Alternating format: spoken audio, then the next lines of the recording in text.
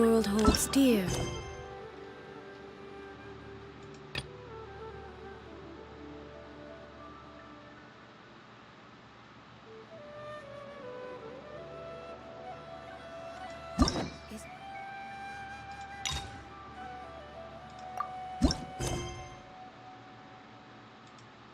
Backdrop.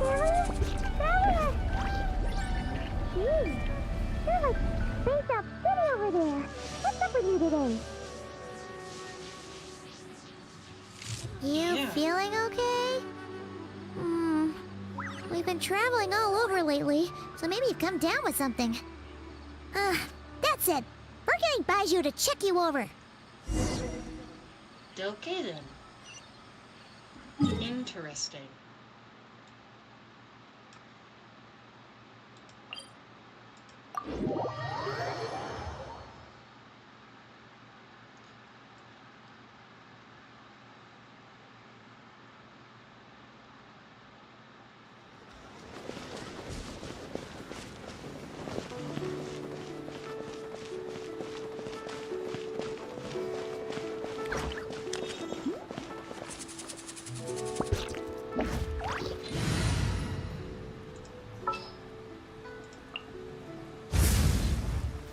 Anytime, any place.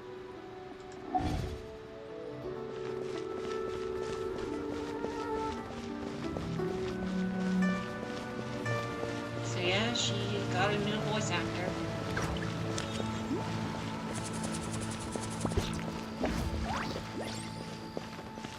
Oh. Baiju isn't in his shop. Oh, you're looking for Dr. Baiju. He's resting today, but he said to send any patients to the back room. Ah, okay. Thanks. We'll head on through.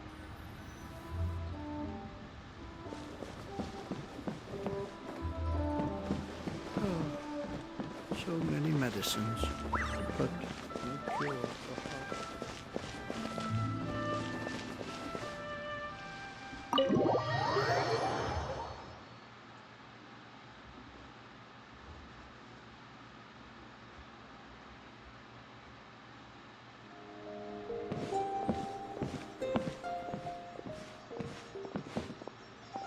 Oh. There's no voice actor for Chung Chung. Traveler, Paimon, welcome. What can I do for you? It's the Traveler. He looks absolutely beat these days. He has these huge dark circles around his eyes, like he hasn't slept a wink. And he keeps spacing out. You have to call his name several times before he snaps out of it. What do you think it is? Is he sick?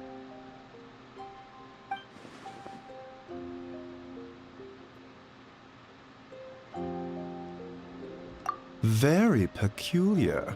In all the time we've been acquainted, this is the first time you've come to me with a health complaint. Come, let me take a look at you.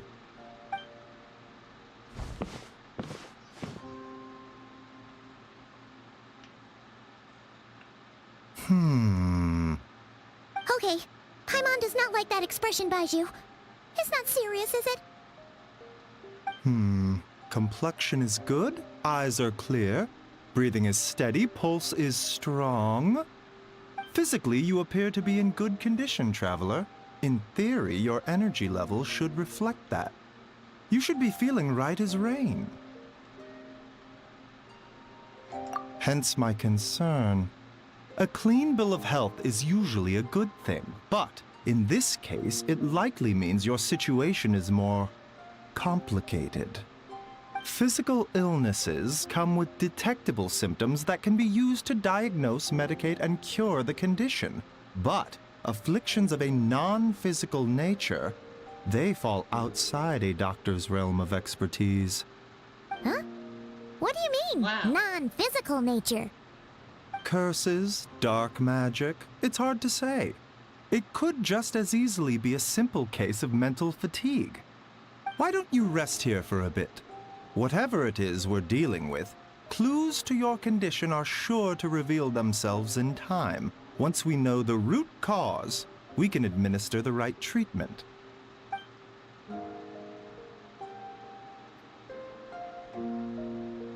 In the meantime, meantime, Changsheng and I will review the relevant literature for afflictions that present with mental fatigue.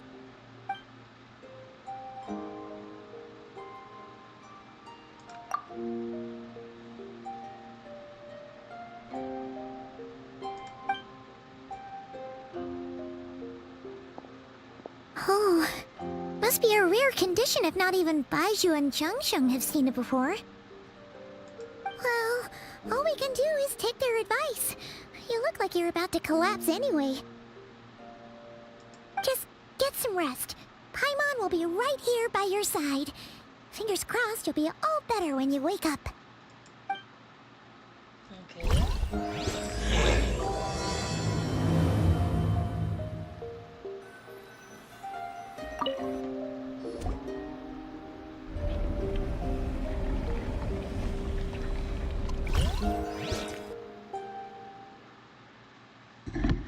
Hello, welcome to stream, whoever's available.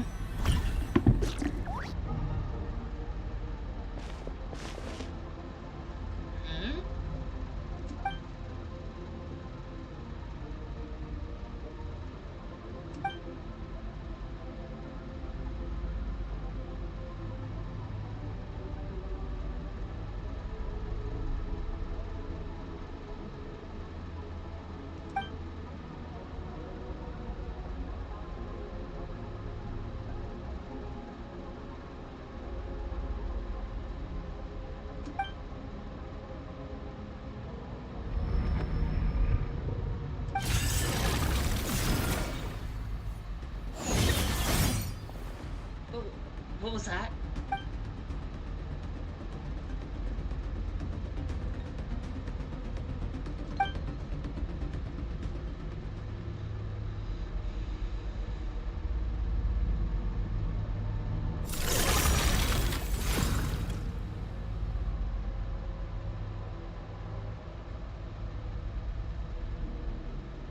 Oh no.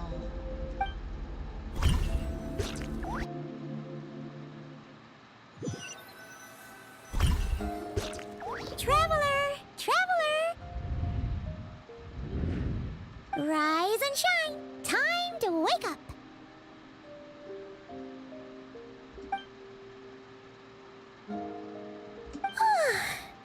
For once, you're making Paimon look like an early riser. It's already afternoon. Hopefully all that sleep did you some good. Feeling any better? A cut? What? Did you scratch yourself in your sleep? All right, let Paimon take a look. Nope, nothing there. Wait, did you have a nightmare? Okay, don't panic.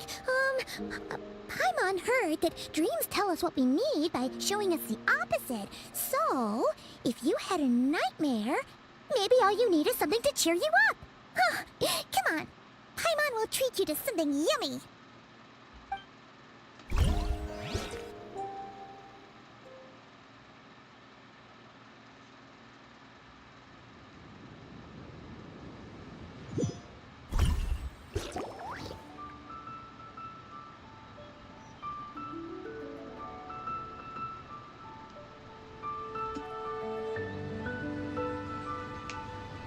What? So, in this dream, you were trapped in a weird place with thick fog everywhere, and then a spike came out of nowhere and stabbed you in the back? Oh. Okay, well, that's a new one. Are you sure it was a dream? Because from the way you describe it, it sounds like you were really there. But then again, you woke up right where you went to bed. And you were definitely in a deep sleep this morning. Then, it's decided. Paimon will stay up and watch over you tonight. If anyone tries to mess with you, Paimon will beat him up. Or, wake you up first and then we can beat him up together.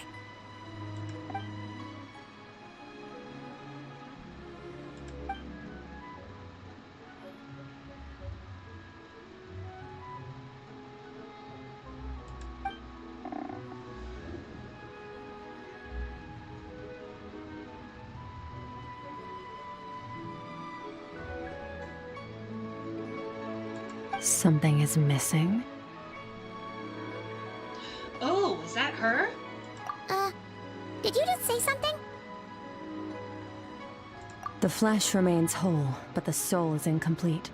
Left unresolved, the mind will wither away along with it. Yep, it's her. Ah! What the? Wait! Paimon remembers you! You're Child's master! Skirk? Right! What are you doing here? The last time we saw you was at the Primordial Sea in Fontaine, right? But then we left and never learned where you went after that. Child's been looking everywhere for you, by the way. What brings you to Wanmin Restaurant of all places? You came here looking for us? And were you the one behind that hocus pocus just now? Tell me, what is it that you saw?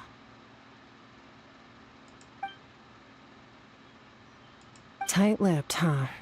I suppose that's fair. You. I'll take a glass of wine. Hmm? Oh, of course! Coming right up. We make this one in-house. It's not too strong. Enjoy. Chef Mao, I'll take a grilled tigerfish over here. Coming right up. Ah, if I knew we'd be this busy, I wouldn't have approved Shenhe's vacation. At the end of the day, what happens to you is of little consequence to me. I'm not here to try and win you over. Trust me or not, the choice is yours. If you want my help, now's the time to speak up. You have until I finish my drink. I was investigating an abyssal disturbance in the area and happened to notice you. Part of your soul is damaged, and the wound bears traces of abyssal corrosion. Need I say more? Neither of those things sound good.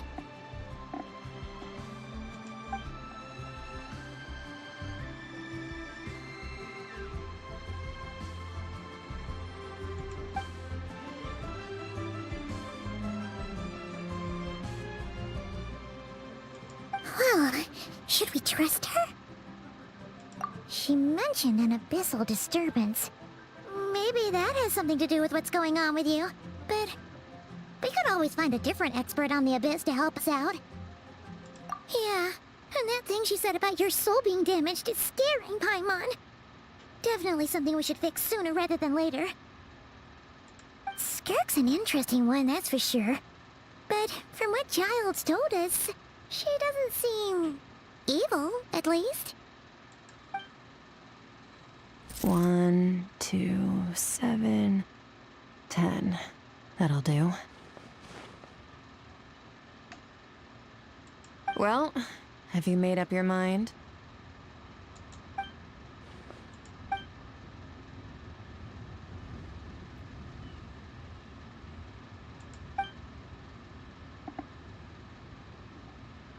So, that's all we know, Miss Skirk.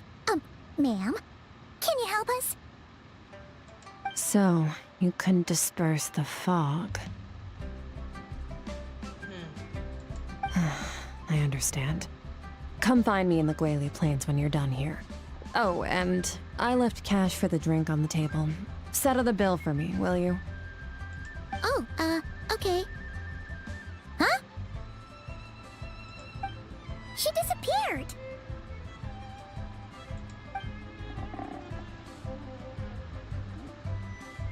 Wait, hold on. You overpaid.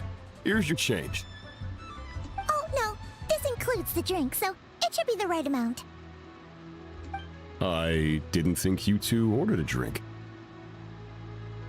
We didn't. It was that lady you came and sat with us, remember? You brought it out to her yourself. You sure? I could have sworn there were only 2 of you at that table. What? What'd you put in their dish, Chef Mao? Some kind of hallucinogenic mushroom? You got them seeing things. Seeing things? Wait, so neither of you noticed her? Young lady? About this tall? Wearing a purple dress? She ordered a glass of wine! Oh, now you mention it, that vaguely rings a bell.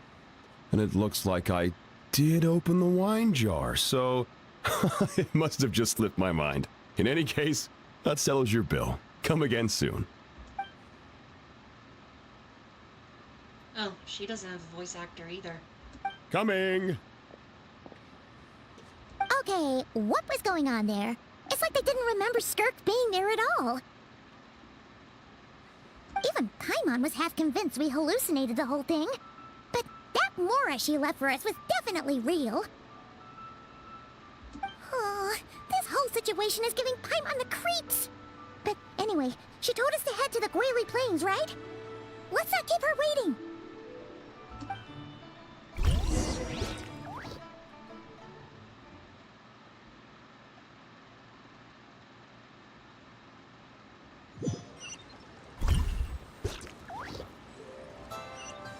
Whaley Plains, let's go.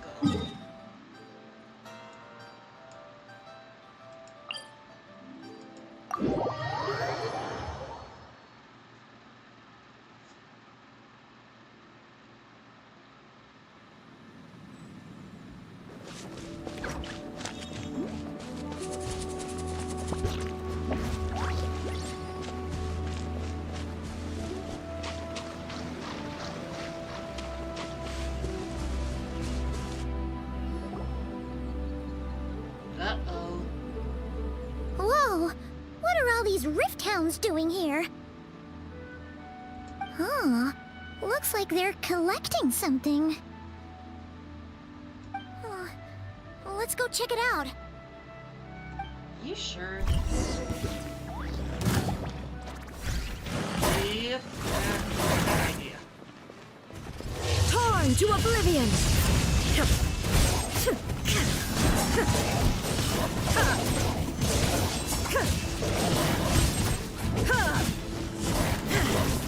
Illusion shattered! Wheel of Life.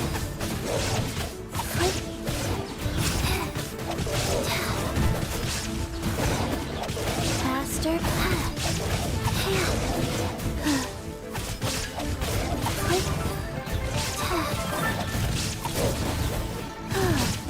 Sacred name, Fortune Preserver.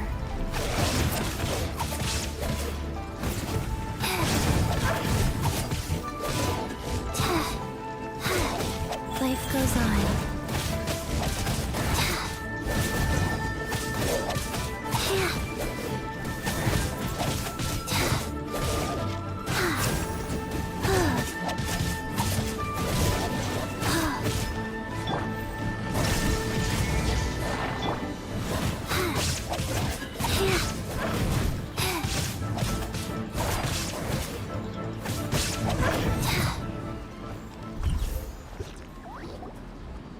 So, this is what they were collecting. It looks kinda like... Yeah. What is going on here? From the moment they are born, all beings with great power have an impact on this world. Even if their body is sundered and their soul extinguished, their influence remains. Gods are the most common example of that. The remnants of gods who fell thousands of years ago remain buried deep within the earth, carrying within them a warped will and a dark curse. Together, these remnants form what you call god remains, and it appears that some of those sealed here were dug up and removed. There are traces left, but they're fading fast. What are you doing? Nothing! Just wanted to make sure you were, real? She's definitely not a ghost traveler. Paimon poked her, and she's solid. Your life hangs in the balance, and that's what you're fixated on? Strange set of priorities. It was just a trick to avoid being perceived. If someone notices me, those memories are erased. Simple as that. Unlike you, I have no desire to establish a connection with the world. The weak and the lowly have no right to remember me. They're lucky they only have a few missing memories to show for it. Now, can we please get back on track? Okay. Where were we? god remains. So basically, there's now less of them here than there used to be, right? Isn't that a good thing? In our experience, god remains are 100% bad news. A lot of terrible things have happened because of them. Maybe it's a good thing by human standards, but power doesn't come from nothing, and it doesn't just disappear for no reason. The remains aren't just gone, they were taken. Very clever, Traveler. You aren't the only one who had something taken from you. There are victims like you everywhere. The only difference being, you can speak, and the remains cannot, so it went unnoticed. Something similar happened in Sumeru. Within the span of one night, countless consecrated beasts were slaughtered, and a large amount of the god remains buried in the desert went missing. Of course, god remains are just one of the targets. The culprit is chipping away at sources of power all over this world, including the Stella Fortuna above. Wait, you mean... the stars? 42 of them have died out in the past few months alone. In Conria, people believed that powerful individuals have corresponding Stella Fortuna. Even should that individual fall, their Stella Fortuna would not disappear, but gradually evolve into a new constellation. Yet now, stars are disappearing from the skies entirely, and it's not hard to deduce what's happening to the power they contain. Something has been leeching power from this world like a parasite steals nutrients from a host. And now, it's no longer satisfied with the remains of the dead. It wants you. This time, it only took a fragment of your soul. But next time, there's no telling how far it could go. No one knows. All I know for certain is this. Getting back what you lost will not be easy.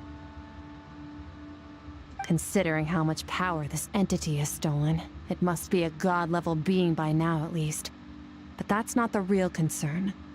Souls are fragile things, and yours could easily be crushed if you go up against it. So you're gonna help us, right? We're going to help each other. You are my ticket to uncovering this thing's true identity. Well, great! You seem super strong, and you know a lot about the Abyss, so Paimon will take it. Don't get all mushy on me. All I'm doing is helping you get back to normal after a sudden crisis. And I should warn you, getting mixed up with me can have unforeseen consequences. We're on very different journeys. You don't want to be in my debt, trust me. You help me uncover the truth behind this entity, and I'll help you recover what you lost. This is a transaction, that's all. You would do well to remember that. Now, come along. Yeesh! You'd think she'd be a little friendlier since she's agreed to help us. But nope, she's just like when we met her in the Primordial Sea. So cold. Well, whatever. If that's how it's gonna be, then she doesn't deserve our friendship. What she does deserve is a super embarrassing nickname. Ah, Paimon's got it. Frosty the Lavender Melon. Serves that Ice Queen right. Anyway, the important thing is that we get that piece of your soul back. So, let's follow her and see what sort of plan she's got.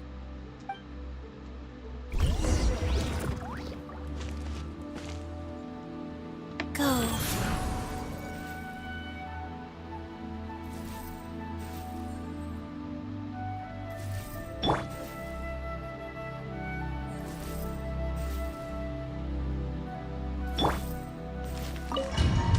Just go in there.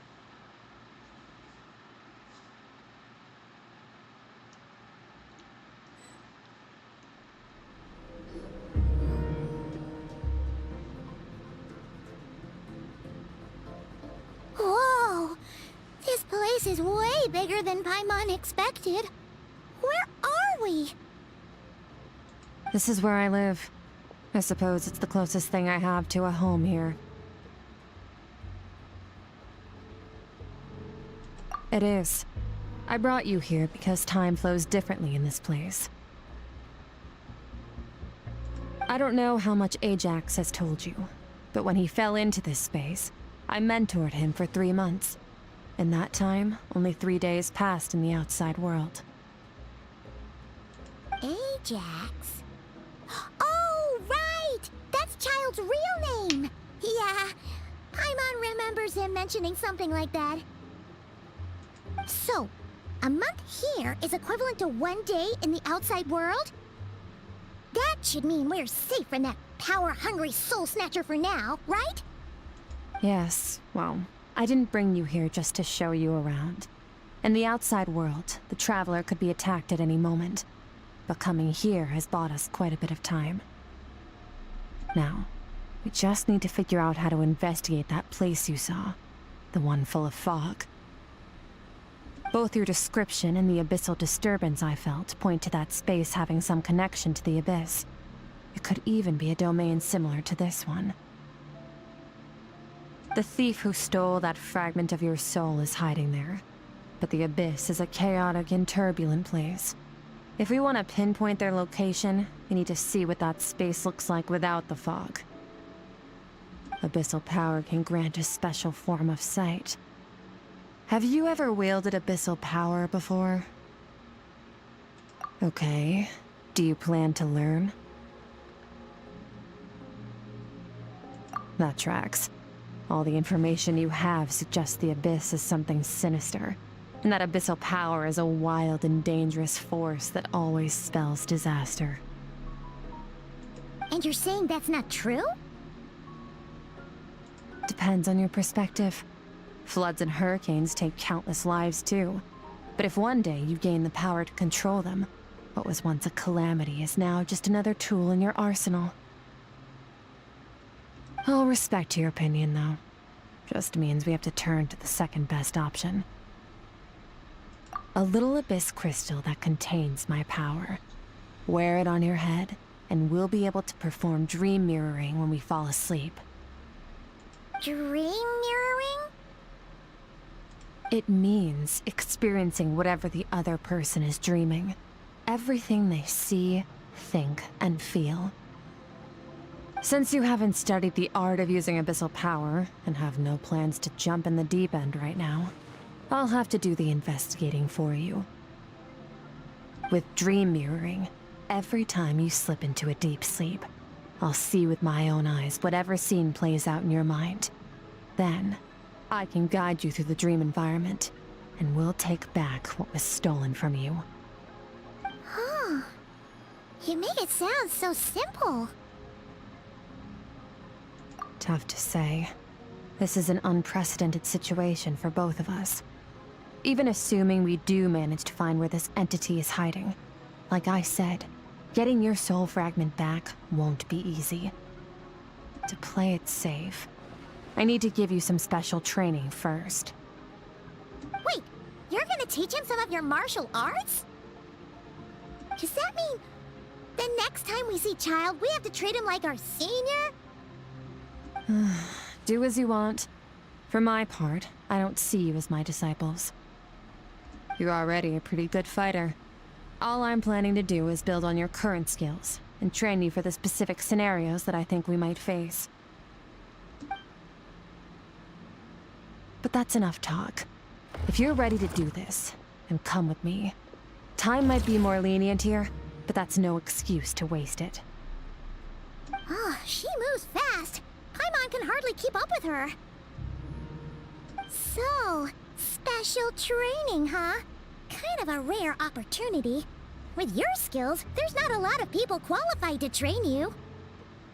The last time something like this happened was probably anti-Raiden Shogun training, right? Oh, feels like a lifetime ago. Skirk seems pretty strong too, though. Remember how she said that the all-devouring narwhal was just her master's pet?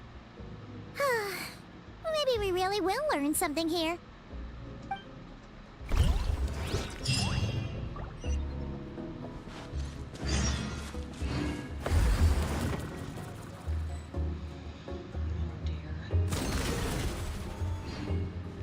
Do we have to fight her? I really hope not. Ready? Bring it on! Your training will be split into 3 stages. Testing your blade work, elemental abilities, and reasoning skills. We'll start with blade work. You're no rookie in this area, so I won't bore you with the basics. During your long journey, you've no doubt sparred with a lot of talented sword fighters. Consciously or not, you will have picked up all kinds of techniques from them. You bet! There's Kaya, Master Jean, Kuching. Oh, and Kazuha, Ayaka. Yeah, we've met sword masters like you in every nation we've been through. You sparred with a bunch of them too, right? Nice to know it's all gonna come in handy now. Don't get too smug. In sword fighting, techniques alone are not enough. You need a cohesive system to bring it all together. A style or school of fighting. To use the human body as an analogy, your style is your skeleton, the foundation, the framework. Techniques are the muscles and other flesh attached to the bones. This is where your strength comes from. Improving your sword fighting is like growing that body. If your frame got bigger and taller, but you didn't add any muscle mass, you'd be weak and flimsy. Then again, if you packed on pounds of flesh without a big enough frame to support it, you'd end up bloated and unwieldy. You need to do some introspection. Take a good, hard look at your past experiences, and figure out which parts of what you've learned are just techniques, and which parts can be used to form your own system of blade work. Only then will you get the full utility out of all your thoughts and observations along the way. Only then will every strike you deliver make perfect sense. Wait, is that it? Paimon thought you were gonna teach him some cool new moves. Like when you went swoosh and opened a tunnel to another place. One day, you'll reach a new level of power where you realize that even that's as basic a trick as any other. But right now, our sword styles are so wildly different that teaching you mere techniques is pointless. There are no shortcuts in the pursuit of power. Failure is your best teacher, and rigor is your coursework. That's all I have to say. Time to make a start. Train until you're satisfied with yourself. Now focus. Destroy the crystal columns as swiftly as you can.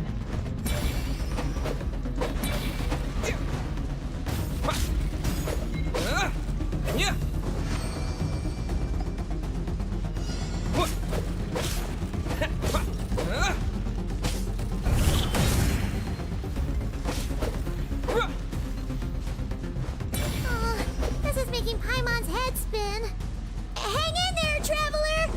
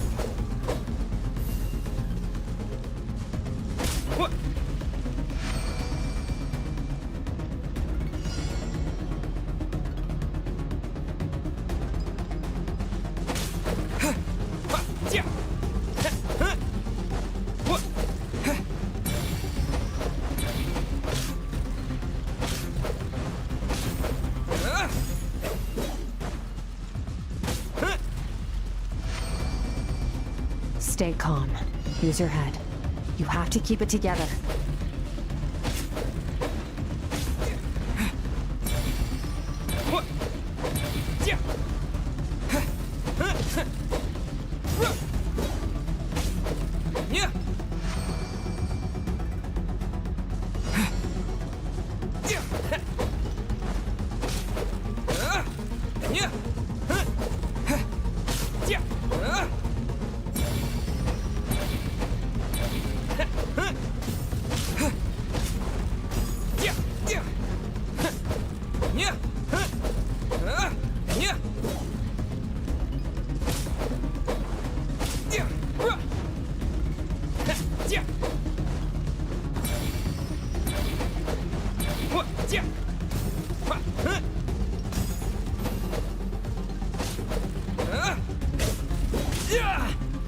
can do this.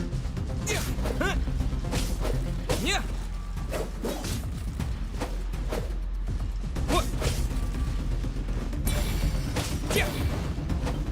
Okay. Phew.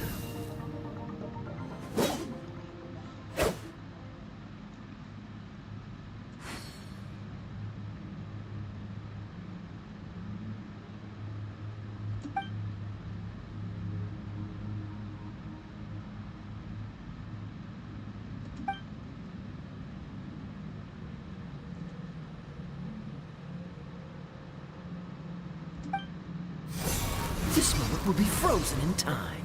Cut to the chase.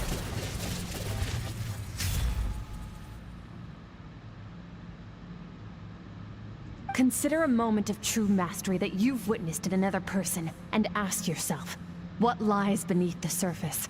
What's their guiding philosophy? What's their state of mind as they maneuver their weapon? Now take that and practice it right away with speed, skill, and strength, over and over, until your hand is one with your mind. This is the only path to true growth. Step on up.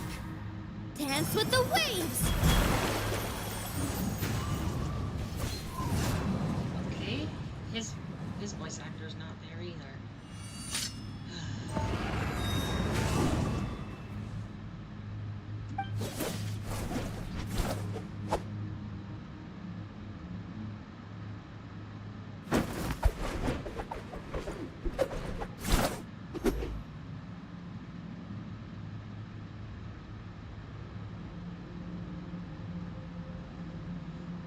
If you start to tire, empty your mind, but do not stop.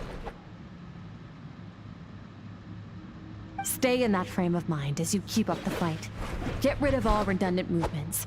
Imagine your sword is an extension of your own body. Wield it just as you wield your arms, hands, and fingers. 'Twas on a deserted, moonlit night that the hero approached the vile dragon's limpid lair. Ring cutter! Feathers fleeting wet, the white heron treads water, a sight without flaw. Master of Inazuma Kamisato art Tachijutsu.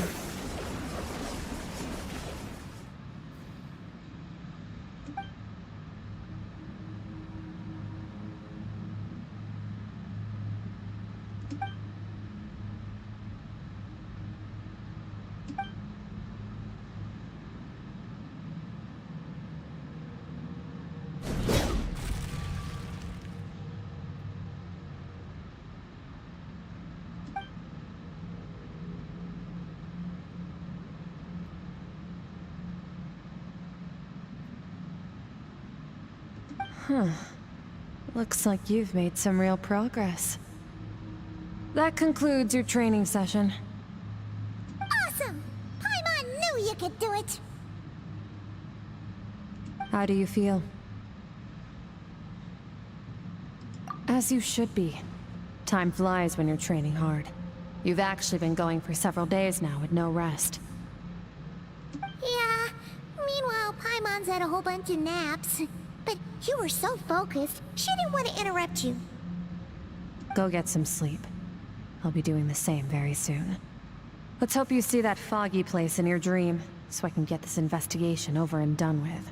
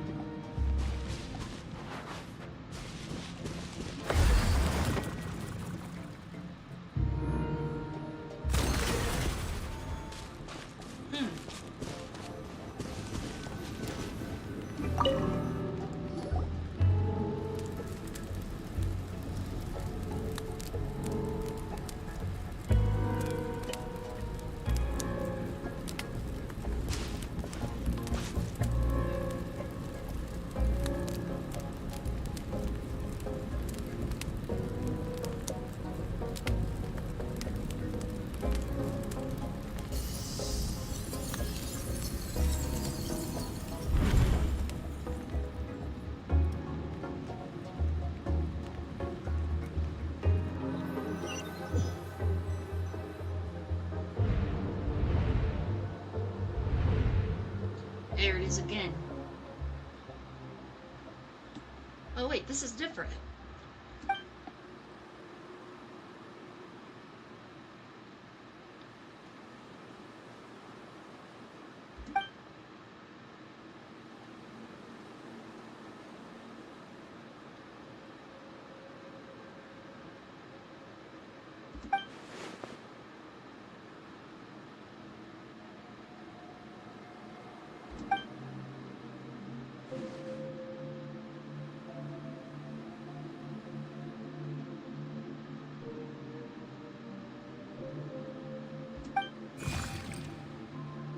Huh?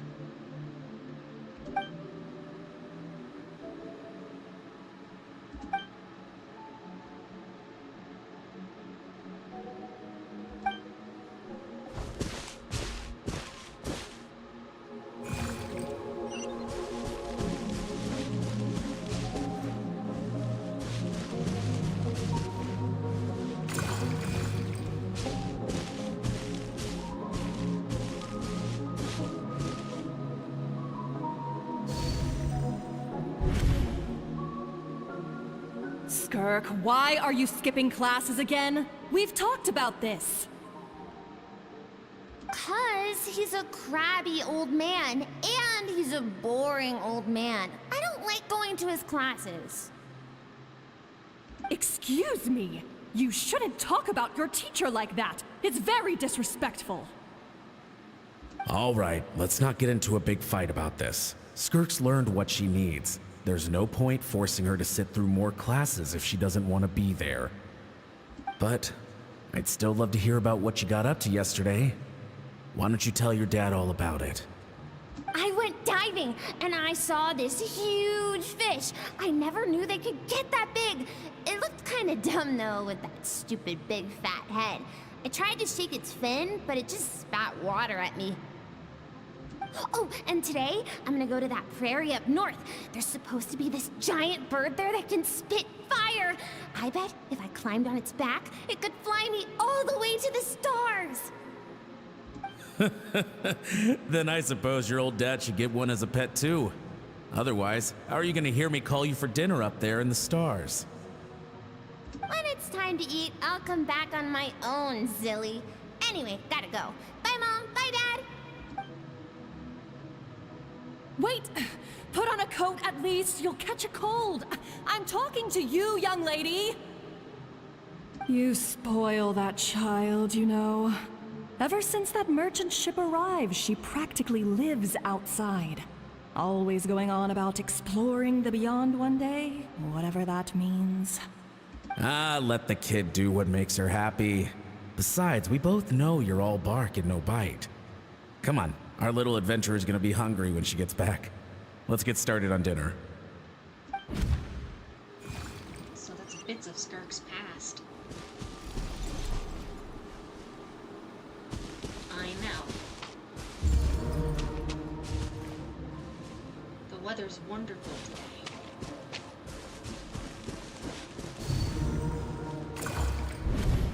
The stars shimmer high above. But what lies beyond the stars? Mountains as far as the eye can see? An endless snowy plain?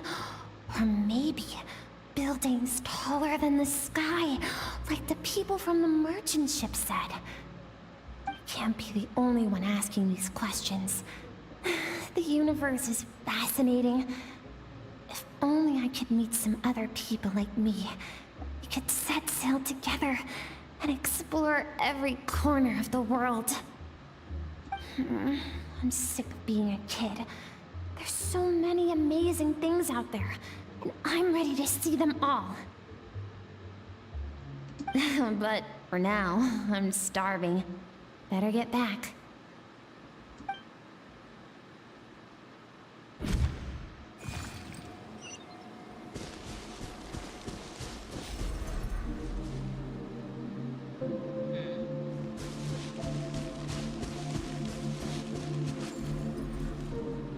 Something's going on.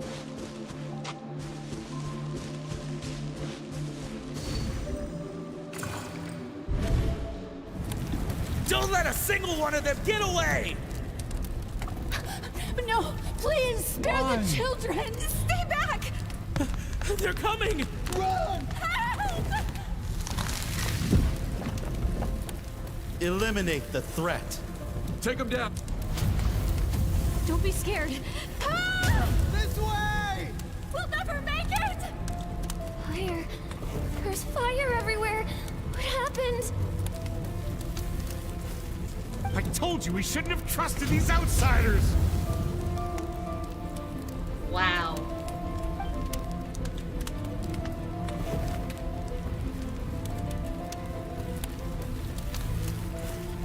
Why are you doing this? What did we do to deserve this? We welcomed you with our finest food and drink, showed you the best our home has to offer, gifted you cloth dyed by our own hands. And this is how you treat us? Run! Save yourselves! Captain, Zone 3 is clear and we have Zone 2 surrounded. Begin extermination. Remember the orders from upper command. No one is to be left alive. Rest assured, sir. We have enough munitions to annihilate these savages and burn their entire civilization to the ground. Good. The only ones who put up a real fight are that man and his wife, correct? What's their status? We shot the man in the ankles and the wife broke her wrist attempting to fight back. They won't be doing much more fighting. They're holed up in their home for now, but they won't last long. To prevent them from making some kind of last stand, we're planning to clear out the other zones first so we can send a bigger squadron to surround them. Well, well. Turns out some of these beasts do know how to use their claws. Now the threat these savages pose will be undeniable. Let them cling to what's left of their lives for a little longer. Once the other zones are cleared, I'll cut off their heads myself. Oh my gosh. That's horrible. Those bastards. It smells like something's burning. What's going on?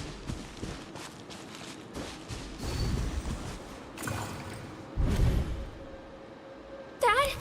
Mom? Skirk, you're all right? Thank heavens. I'm so happy to see you, sweet girl. But you need to go. It isn't safe here. They'll be back any second. What happened? You're bleeding a lot. Dad? This is the place. Alert all units. Prepare to surround. Run, Skirk! Run as far away as you can. Don't trust anyone. Your dad and I, we're not afraid to stare death in the face, but we need you to survive. My clever girl, so curious. You're already so brave. I know you're going to grow up to be such a positive light in this world. Whenever you miss us, just play this song.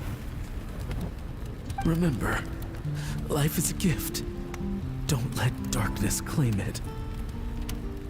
Break down the door! Look what we have here. A savage that can pluck a tune. Well, the show's over.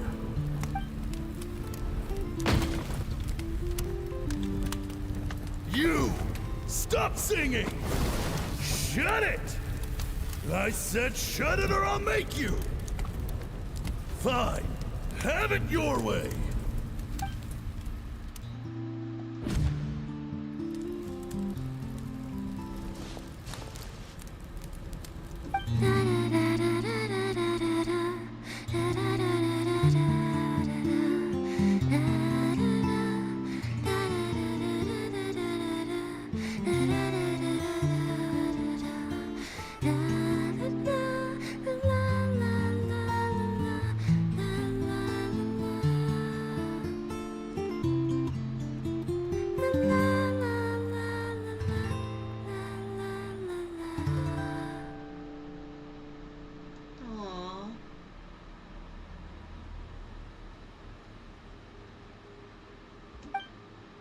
Aww. You're awake? I found a few clues while you were asleep, but it's only a start. Now, time for the second stage of your training. This time, the focus is elemental energy. Come find me when you're ready to begin.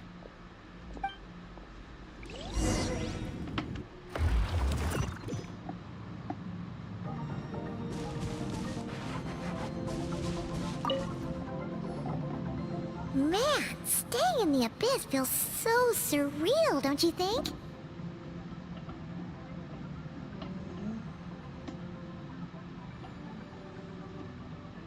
No day and no night? It's like time hardly exists. If we weren't careful to keep track, it feels like we'd have no idea how long we've even been here. Well, except for the fact that Paimon still gets hungry like clockwork. You go do your training. Paimon's gonna grab a bite.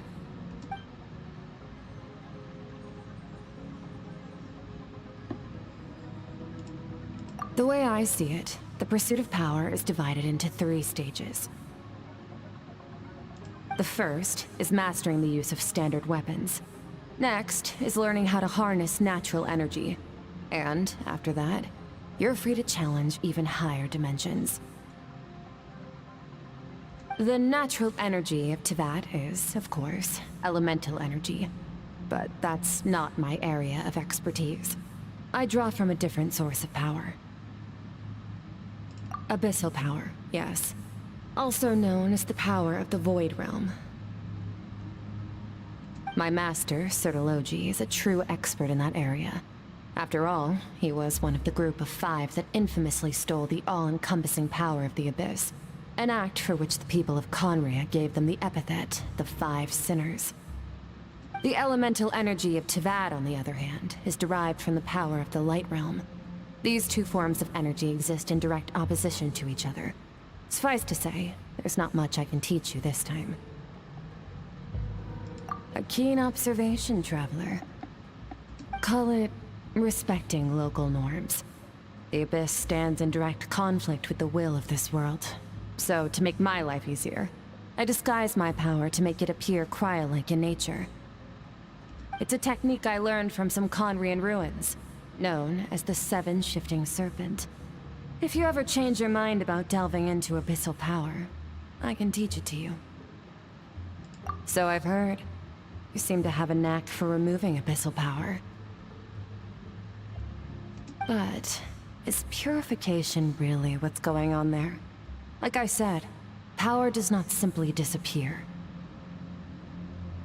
Just thinking out loud. Let's focus on your elemental training. That's what's gonna help us if the situation gets tricky. True growth comes from adversity, but only if you make the choice to pick yourself up again every time you fall. So, it's time to push yourself to the limit, and then keep pushing. This is the only way to advance at pace. Use the power of Animo to clear the field as fast as you can.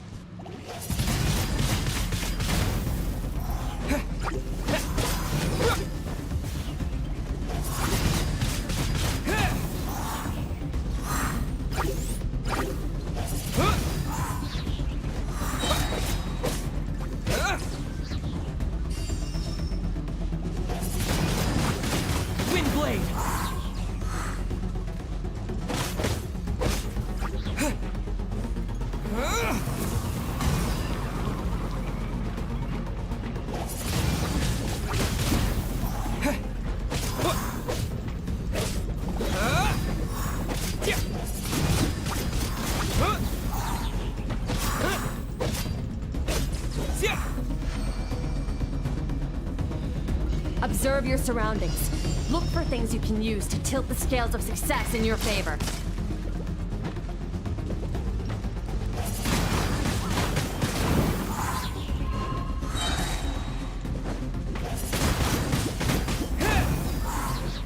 With the wind!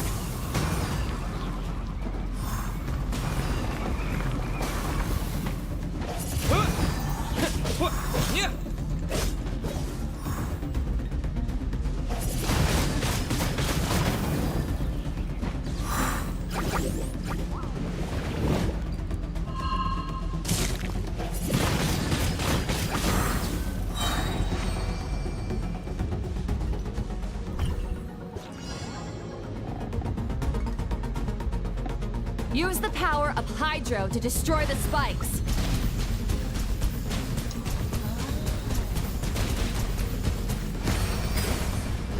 So that's what it does. Faster. Don't give them a chance to strike you. You need to be quicker than you were in your dream. You can't afford another injury like that.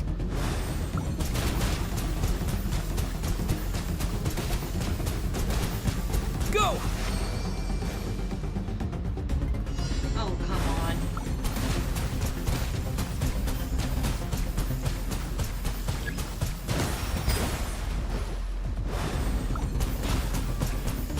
No. Oh, fuck. Water jet!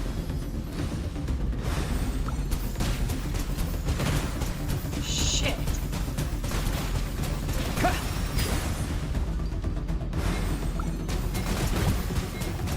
Damn it. Wait.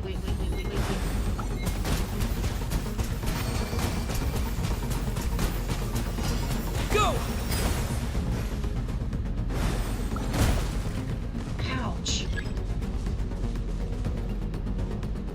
Great, what am I gonna do now?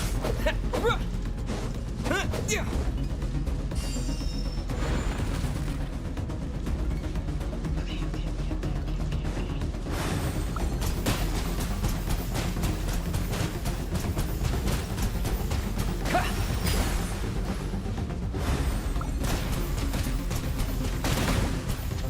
Damn it. Go!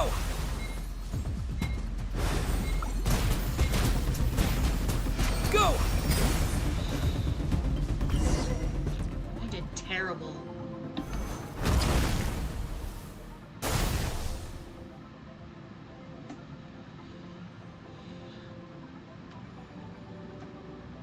You need to understand what makes you special. The ability to wield elemental energy without a vision and switch between the elements at will. It means your aspirations need no approval from the gods. Your power is not bound by the rules of this world. So be bold. Do not be afraid to chart your own path.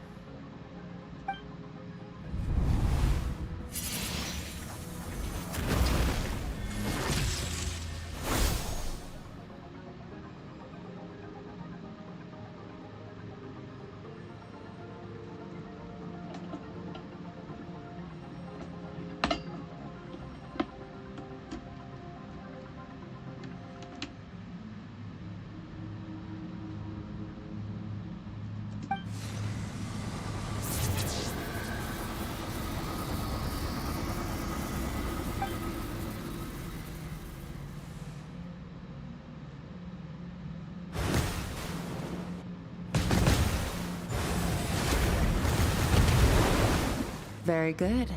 It seems you've reached a deeper level of connection with the elements. Long enough for you to lose yourself in your training, which is a good sign. Relentless practice with the elements has drained all your strength, but it's also what allowed you to make progress. Get some rest. When you wake up, we'll proceed to the final stage of your training. Oh dear.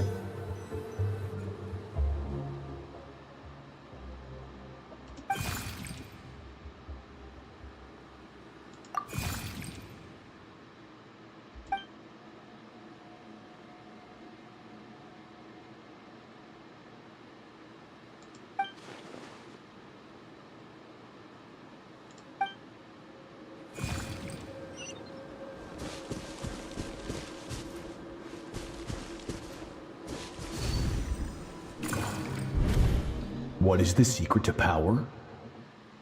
Aha! You're the one behind this. Longing, hatred, self-preservation. No. It is fear. The fear of losing those you love. The fear of watching your home burn. Fear of loneliness. Fear of death. Fear is the source of evolution. It forces humanity to adapt to their environment and overcome hardship. It is in the process of prevailing over our fears that we surpassed first ourselves and then the rest of the world. That fear is now part of you. It calls on you to evolve. Oh, damn it. Didn't mean to do that.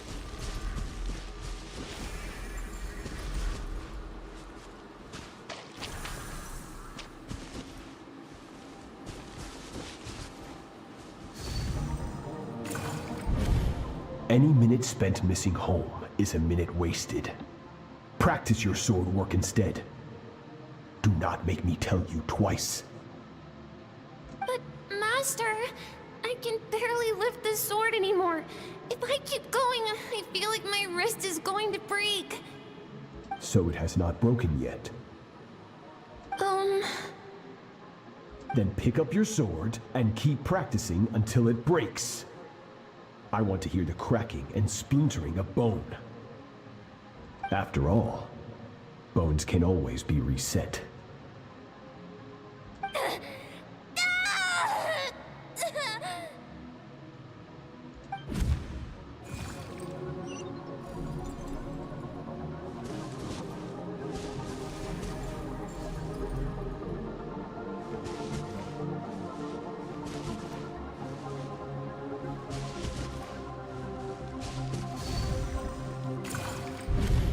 Good, Skirk. Once again, you survived. How do you feel? Cold and pain. These are signs that you are adapting to the abyss.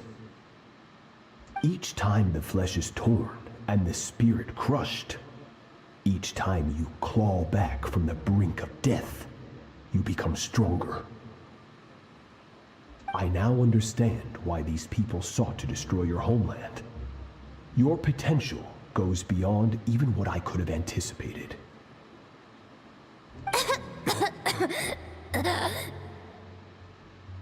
But you still have much to learn in your pursuit of strength. Your mind is rife with distractions. From now on, I shall show no mercy in your training. You must learn to shut out all the pointless emotion, crush the self that makes you weak, and become master over your physical form. Get up, Skirk. Wipe the blood off your face. Cut away the rotten parts of your flesh, and mend what is broken. Then take up your sword.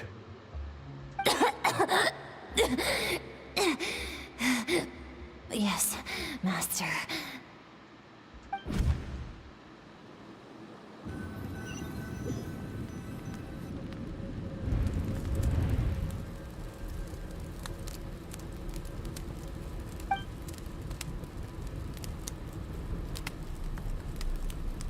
You're up! Hopefully you got some good rest. Skirk said to tell you that she's ready to start the final stage of your training whenever you are. So, want to head over now? Or did you want to wait a little?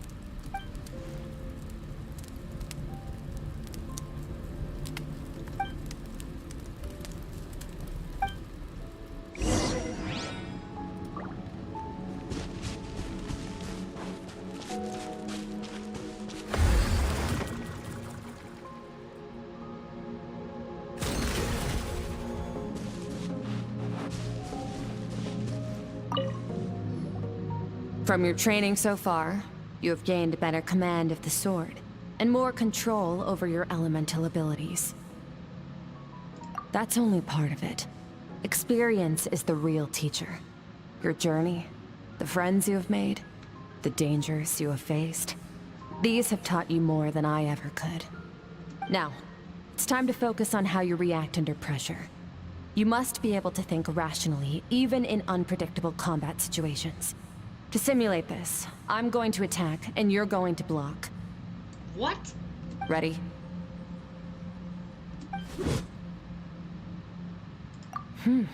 Not bad.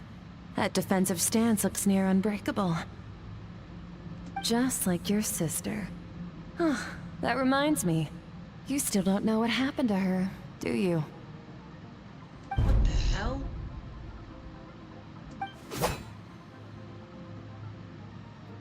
Hey, no fair! That's cheating! You think every opponent has the same moral code as you? You can denounce their deplorable methods all you want, but only if you live to tell the tale. The dead don't get to complain. Strong emotions will always arise in combat.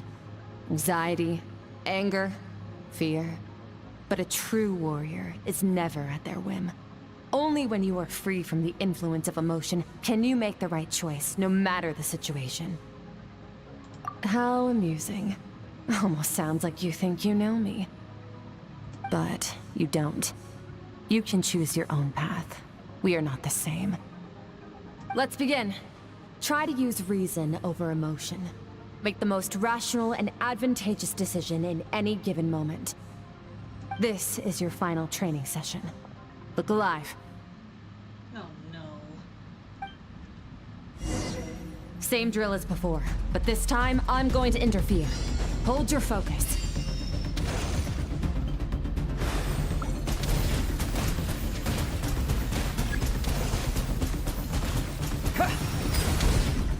Ouch.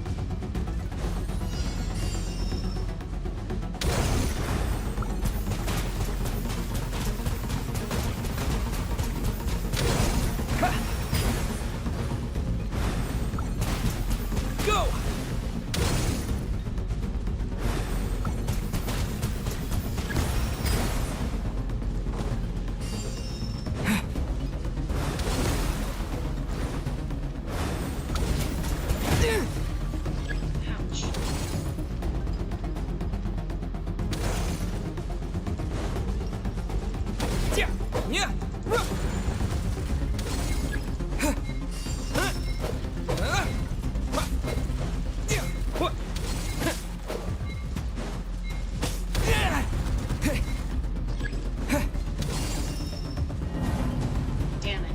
Try that again.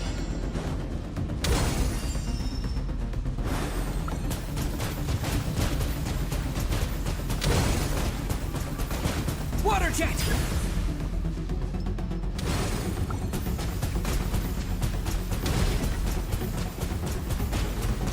Go!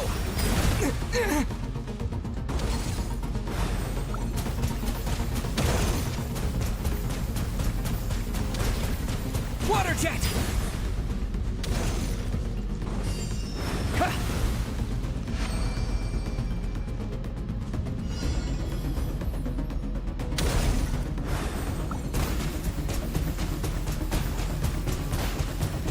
Go!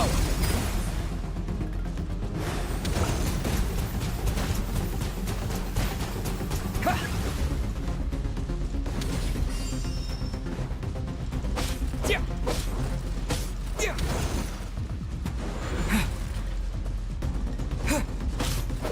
Yeah. What?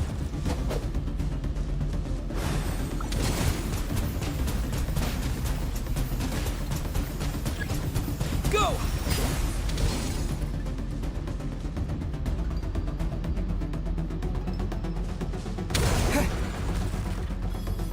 Water jet!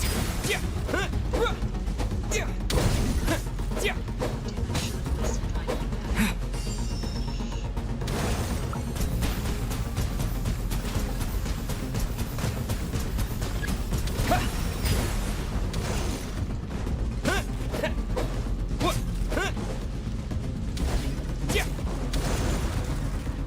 Oh man, I can't destroy the spikes. Yep, I'm gonna fail this one.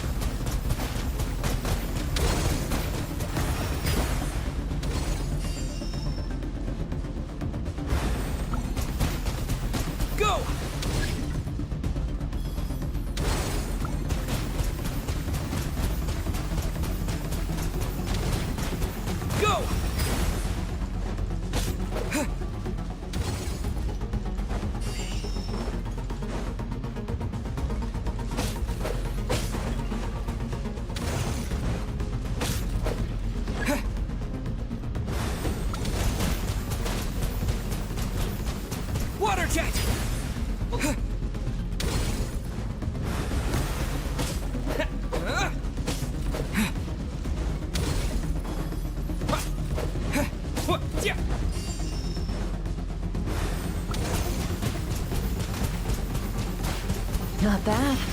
Better than I expected.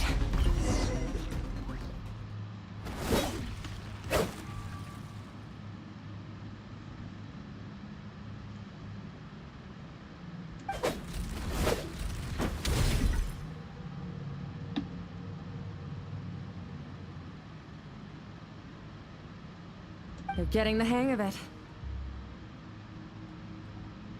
The first step to controlling your emotions is controlling your mind.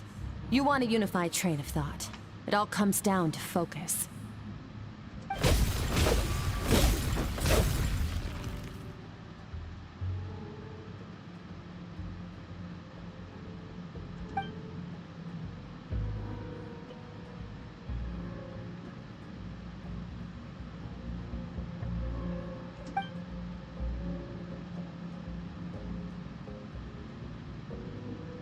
Your mind is rife with distractions. From now on, I shall show no mercy in your training. You must learn to shut out all the pointless emotion, crush the self that makes you weak, and become master over your physical form.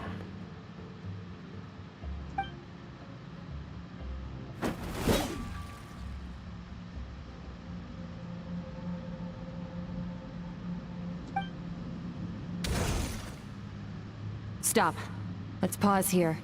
One look, and I can tell your mind has wandered. That's to be expected.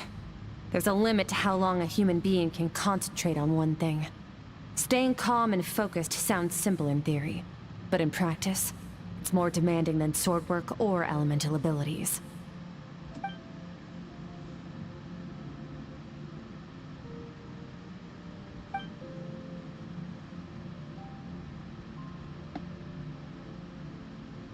Get some rest.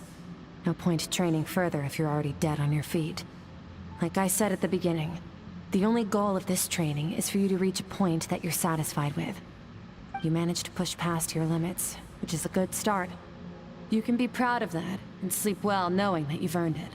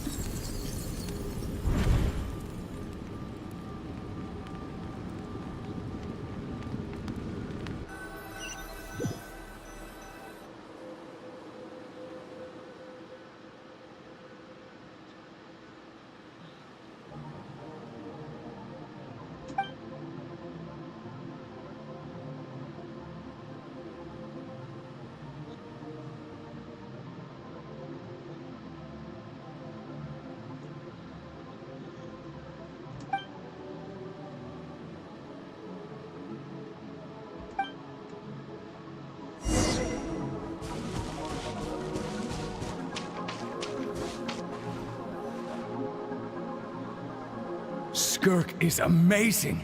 She faced down that terrifying giant and cut its head clean off. Oh, she got hurt though, didn't she? I heard it was pretty bad. Yeah, well, that's a given. But the moment she was on the mend, she got right back to practicing her sword work. I heard Master suffered a grave injury once too. Lost an arm and a leg and still came back stronger than ever. Skirk's becoming more like him by the day. Incredible. I wonder if I'll ever reach their level. They're always so resolute, so unshakable.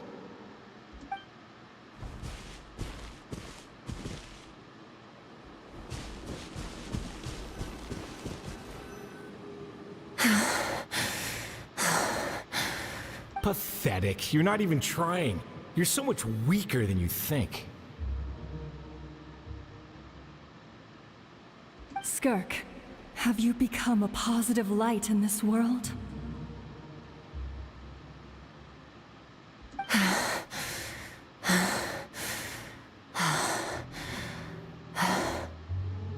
you even remember how many of us perished in that fire? How many bodies were left to rot on the scorched earth? Yet you alone live on.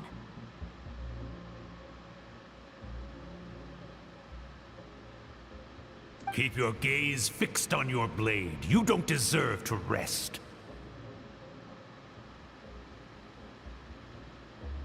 I have so many questions. I just want to jump in a spaceship, explore the whole universe, and get answers from the stars. I just need to wait till I'm grown up. Then, I can do anything.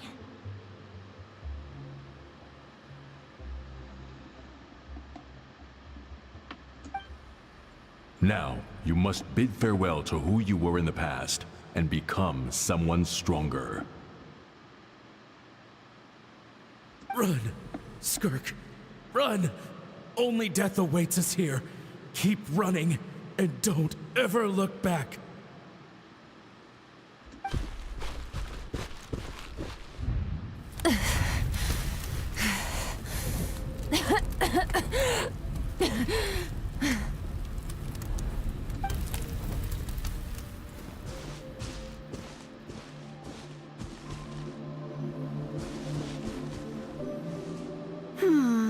Let's see here. First things first, you need a new identity. Going around telling people you're from somewhere beyond the stars won't do, now will it? How about saying you hail from beneath the earth instead? As the Conrian saying goes, venturing out into the universe and down into the abyss are the same in that both are braving the dark unknown. Well, I'm a visitor on this planet, so I'll follow the rules. Ah, splendid. That saves me quite a bit of trouble. Let me offer you a piece of advice in return, although it might not be what you want to hear. I know the pursuit of strength is important to you, but taking a moment for yourself every once in a while is never a bad idea. Ignore her existence for too long, and there will come a day when you can no longer hear her voice.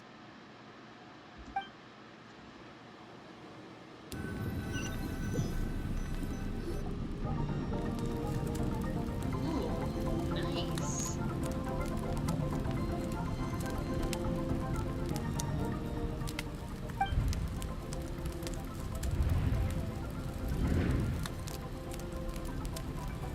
You're awake!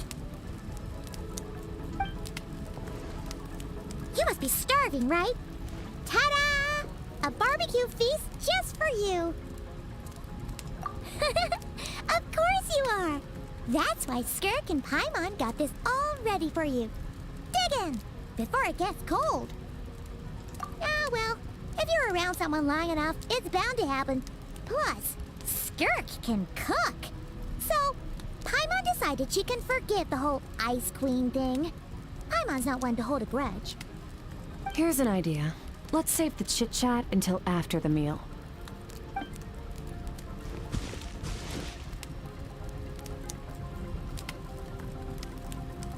Ugh, so full. Okay, it's Paimon's turn to sleep now. Wake her up when it's time to go.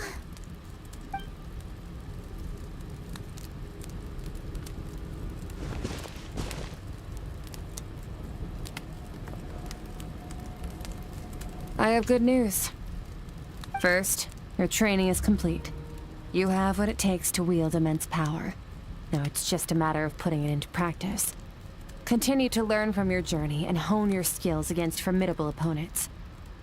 Second, I've located the culprit we've been searching for. Next, we just need to retrieve the missing part of your soul, and our business will be concluded.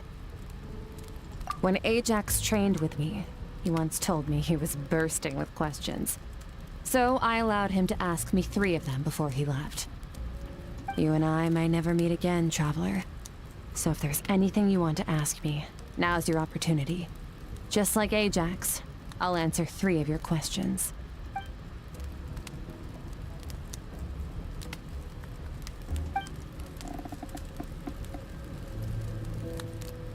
Okay, not the angle I was expecting. What makes you ask that?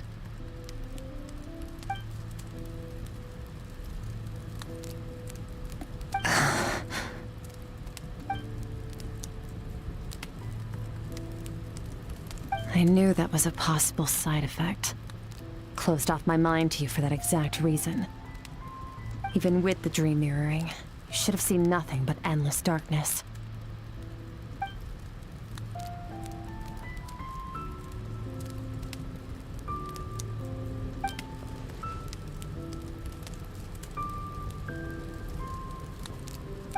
Whatever. Must have been a flaw in my execution. I shouldn't be too surprised. Due to some recent circumstances, my self-control has been lacking as of late. Since you've seen what you've seen, there's no reason to hide the truth. All I ask is that you keep it a secret. No, I'm not from Tevat. I'm from a different planet. And there was a time when I journeyed through the stars. A lot like you in some ways.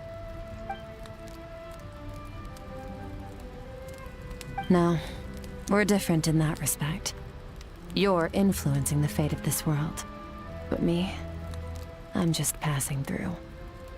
Several hundred years ago, my master, Sertologi, opened the border between worlds and sent me here. But this is not my home. And one day, I'll return to the vast unknown of space. So, there you have it. On to your second question.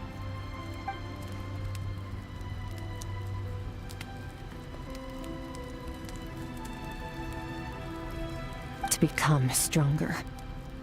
For certain reasons, I need to bridge the power gap between me and my master as quickly as possible.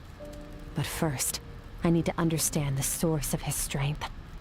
To do that, I need to follow in his footsteps, walk the path he once walked.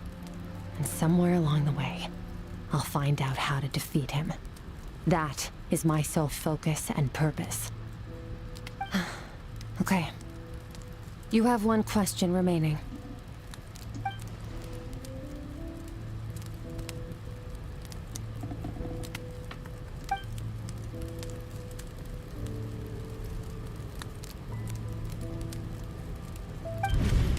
You make it sound so easy. Ever since the incident I experienced there, I've never stopped searching for Master Skirk and that unknown abyss. But it's been years now, and I've still found nothing.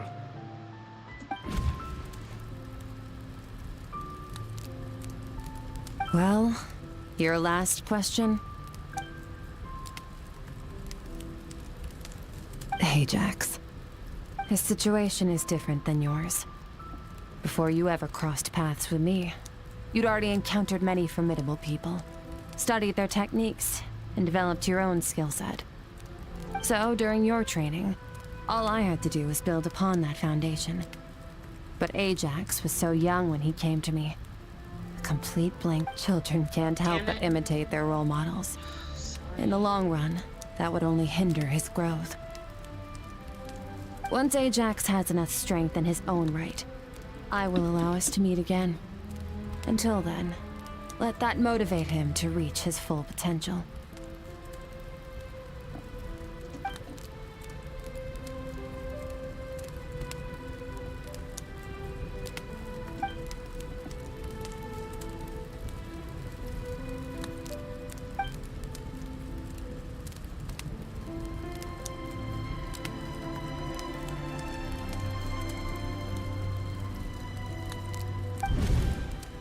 Unlike you, I have no desire to establish a connection with the world.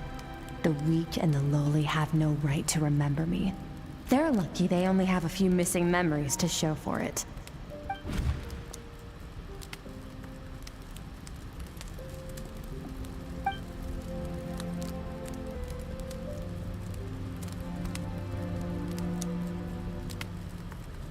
Wake up your companion. It's time to go. Oh, and everything I just told you, best keep it a secret from her as well.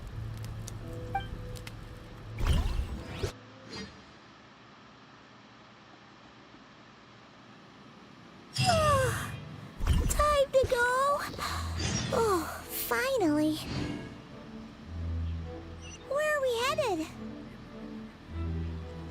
Just follow me. I'll open an abyssal rift close to the culprit's location. It will take us to where he's hiding.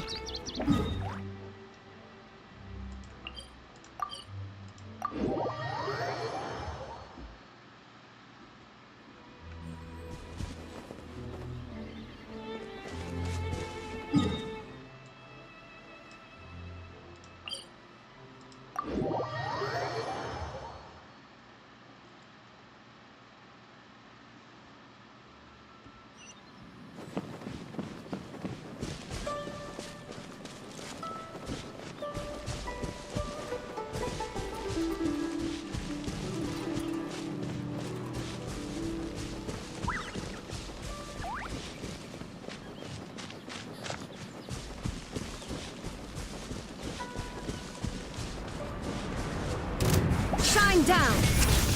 Huh.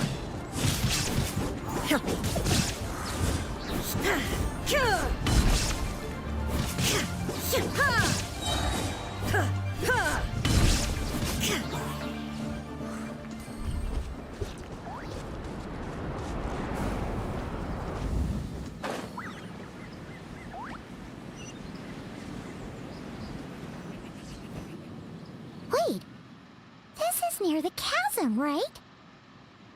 Yes. If we enter from here, we'll be able to reach that place from your dream. You have some experience with abyssal domains by now, but still, this is someone else's territory. Best to proceed with caution. Don't worry, Paimon's an expert at hiding behind other people for safety. Oh, but, that means you need to stay safe, traveler. All right. Remember your training. Time to put it to use.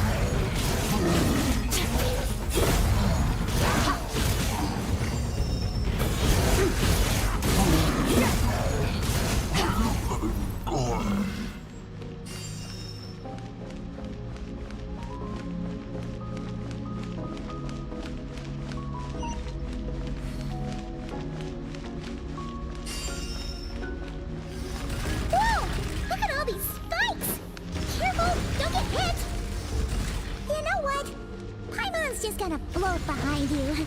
Come on, you got this.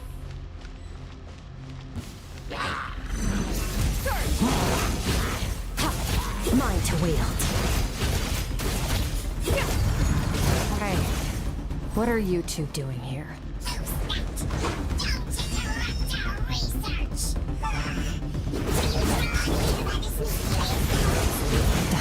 Abandoned house. Let's press on.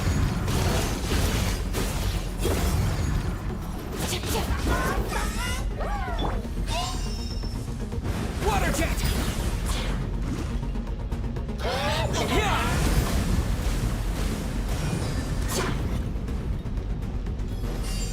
Go!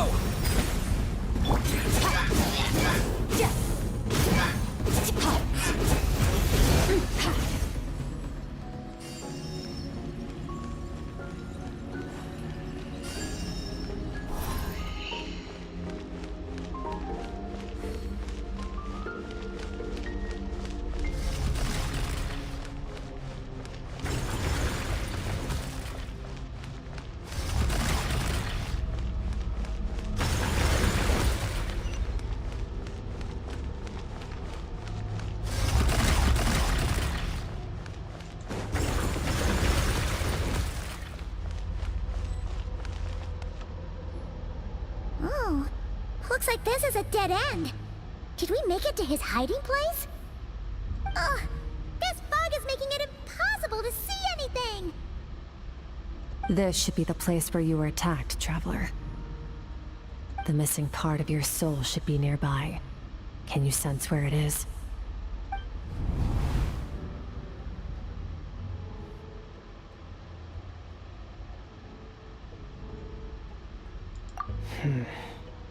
Our opponent must have covered his tracks just in case. Otherwise, you should have sensed it much more strongly. Hold on! Look! The spikes are back! Stay calm. Let's hold back a little. Give our enemy some wiggle room so we can see what we're dealing with. If you're too reckless, we might be playing right into his hands. Our enemy took part of your soul for a reason. It's likely he integrated it into his attack somehow. If we're smart about this, we can track it down.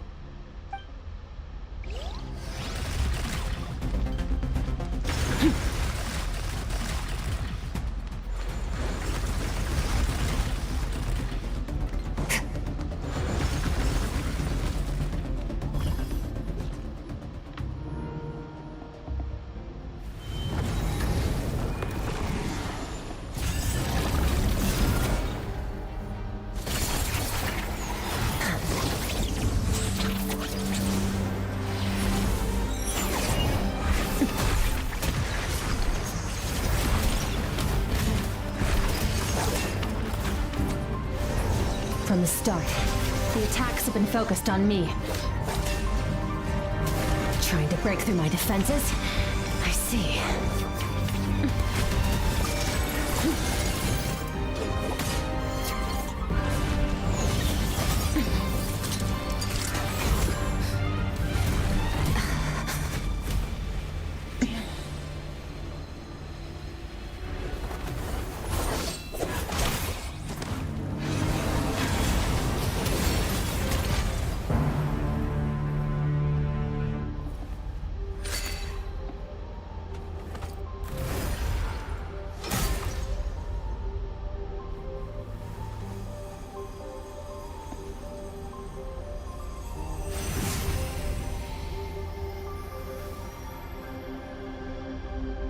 There. I got it back. Traveler! Skirk! What happened? It looked like Skirk just got... In the Guili Plains, you asked me why this enemy chose you as his target. Now, the answer is clear. It's not just the fact that your strength is impressive. It's also because of your ability to, as you put it, purify abyssal power, whatever that actually means. The fact is, that ability allowed him to do something that should have been completely impossible. Namely, break through my defenses and steal my power. No, he couldn't have known I'd come to his domain. He only stole your soul fragment because he knew the value of its power. I doubt he expected it to come in handy so soon. Call it fate, if you want. I believe that's the term they use in this world for arbitrary coincidences like this. In any case, it works to our advantage. Once I realized what he was using that power for, it gave me the chance to get back what you lost. I'll cope. Well, done gorging? Good. Time to answer some questions. How did you get the power of the all-devouring narwhal? The all-devouring narwhal? Oh, of course! Paimon knew that spike thing looked familiar. It looks just like that narwhal's horn! I highly doubt you acquired that power through your own strength. Tell me I'm wrong. You're desperate enough to scour the land for god remains and whatever vestiges of power you can find. That alone proves you wouldn't be able to defeat a creature like that. Which leaves one possibility. You know my master, the Foul, Sertologi. The Foul? Who dares call him foul?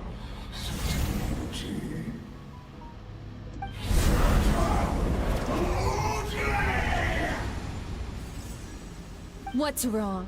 Bit off more power than you can chew? You're struggling to hold a basic conversation.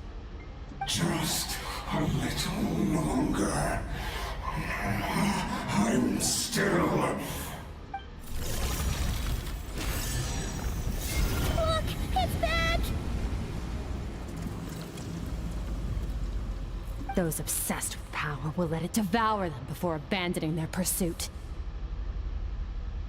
Keep calm and use reason to decide the best course of action.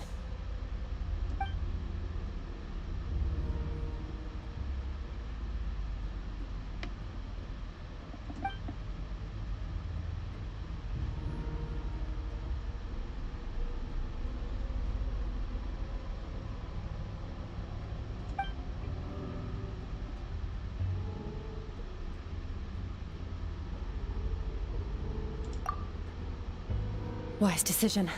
Final victory doesn't always come after a single battle. You've got your soul fragment back, so we both got what we came for. Let the enemy draw breath while he can. It won't be for long. Get us out of here, Traveler. You'll need to lead the way this time.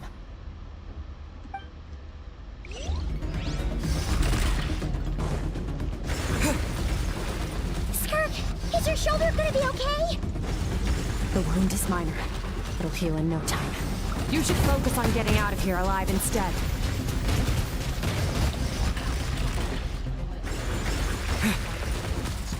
Uh-oh!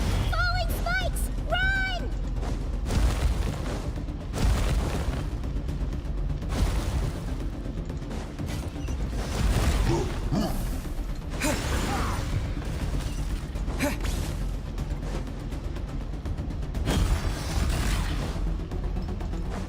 Watch out! Looks like this place is about to collapse! Damn it. Do it again.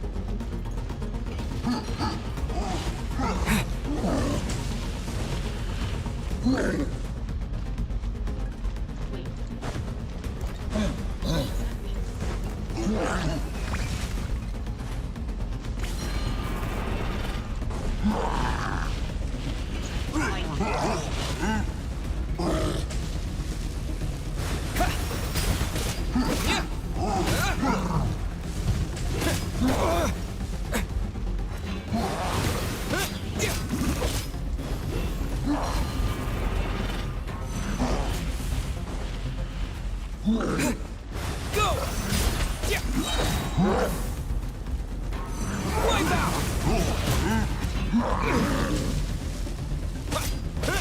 Yeah! Yeah!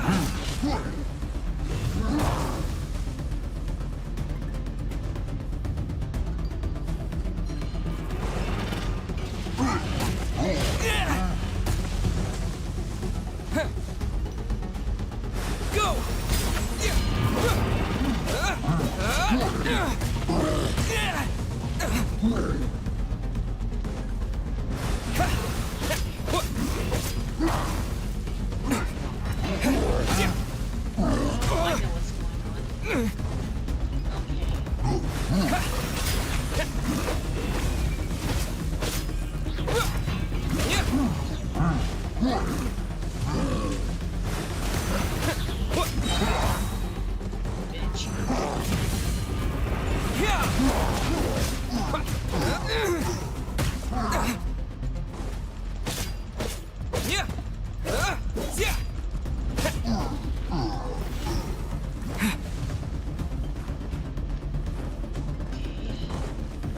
I've been going the wrong way this whole time.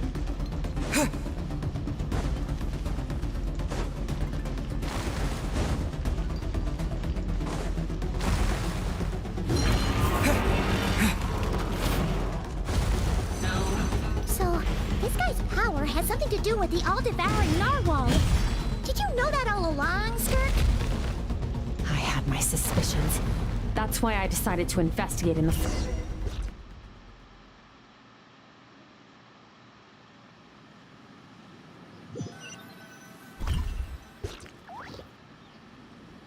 Phew. Oh, we should be safe here, right? I no longer sense his presence. can't have followed us out of that abyssal domain. Weaklings like him will find that my power is not so easily controlled. He won't be leaving that place until he's managed to digest it. You seem surprised. I suppose that's fair. You've seen but a fraction of what that whale is capable of. That gaping maw could swallow a planet whole. It's called the all-devouring narwhal for a reason. Devouring is what it does best. It can extract power from anything, dead or alive, as long as it manages to make physical contact. Yeah, when we had our run-in with that thing, Neverlet mentioned that it has an instinct to devour. Your dragon friend recognized the nature of its abilities and used the power of Hydro to protect you. That worked because it was in a satiated state, so it was somewhat less aggressive than usual. It's a different story when it has no more power to feed off of. That's when its true voracious nature kicks in. It could devour everything on the planet in that state, which is why I cast it into that void space. But I hadn't counted on there being anyone left on this planet capable of wielding its power. To me, that says he must have encountered the whale a long time ago. Meaning, he must have known my master. Exactly. It told me everything I needed to know. Hence why I said we both got what we came for. And I believe that brings our transaction to an end. Now that you're whole again, you can get back to your own journey. I'll handle the rest of this situation myself. No way! We can't leave now! Something was stolen from you because of us. We have to help you get it back. This isn't my first taste of failure or losing power. When you fall, you get back up again and become stronger. That's how it is. But what if that monster finds you before you're all better? Plus, how are you gonna get home? It's not like you can just go swoosh and open a door to the abyss again. Not without your full strength. So, sticking with us for the time being doesn't sound so bad, does it?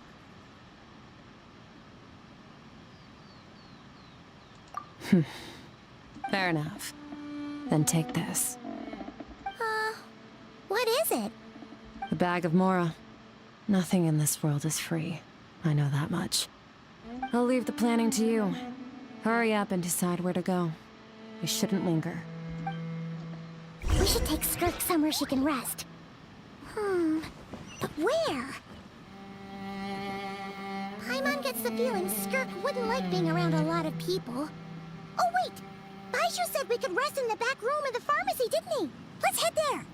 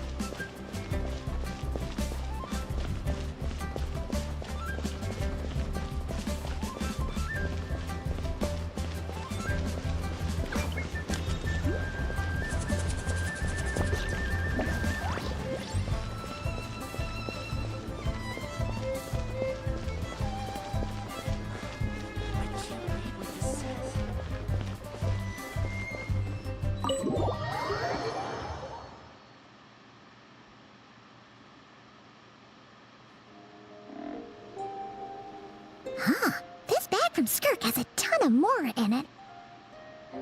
Does she have a job or something? Wait, no. After what we saw at Wamin Restaurant, that seems impossible. Can you imagine? It would go something like, I'll be collecting my paycheck now, boss. Oh, sure thing. Wait, who are you? Have we met? Can't hold a job if you make everyone forget about you. So, what did you do to get all this Mora? Claimed some buried treasure, took care of a few monsters that were causing trouble. Nothing untoward. It's safe to use. Ah! You heard all that? A sonorous voice like yours is hard to miss. I wouldn't be surprised if the sound of it traveled to the nearest mountaintop. Then, did you by chance happen to hear Paimon's little, joke earlier? You mean when you called me Frosty the Lavender Melon?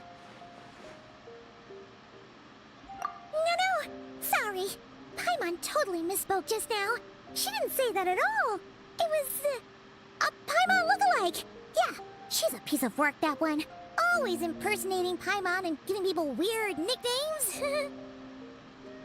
Okay, fine. The truth is, Paimon didn't like you all that much at the start. But things are different now. You helped the Traveler in a big way, so... What do you say? Friends? Ugh. I noticed there was only one bed. Go ahead and get some rest. Wait, what about you? I don't get tired, and I don't need rest. I'm going to practice my sword work. That should help me regain some strength. But your shoulder... Hey, don't just leave! Whatever. Let her tire herself out. She'll come back eventually. Let's get some sleep, Traveler. That comfy bed is calling, Paimon.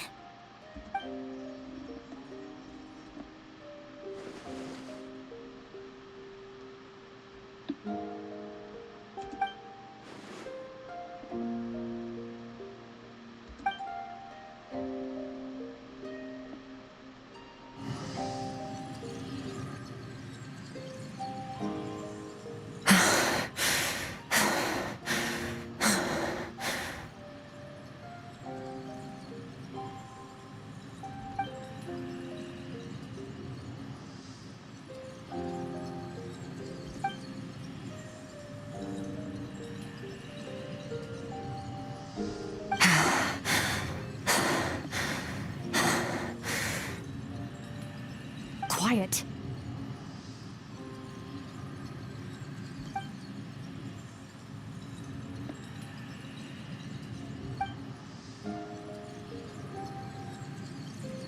Do you even remember how many of us perished in that fire? How many bodies were left to rot on the scorched earth? Yet you alone live on. Keep your gaze fixed on your blade. You don't deserve to rest. Run, Skirk, run! Only death awaits us here. Keep running, and don't ever look back.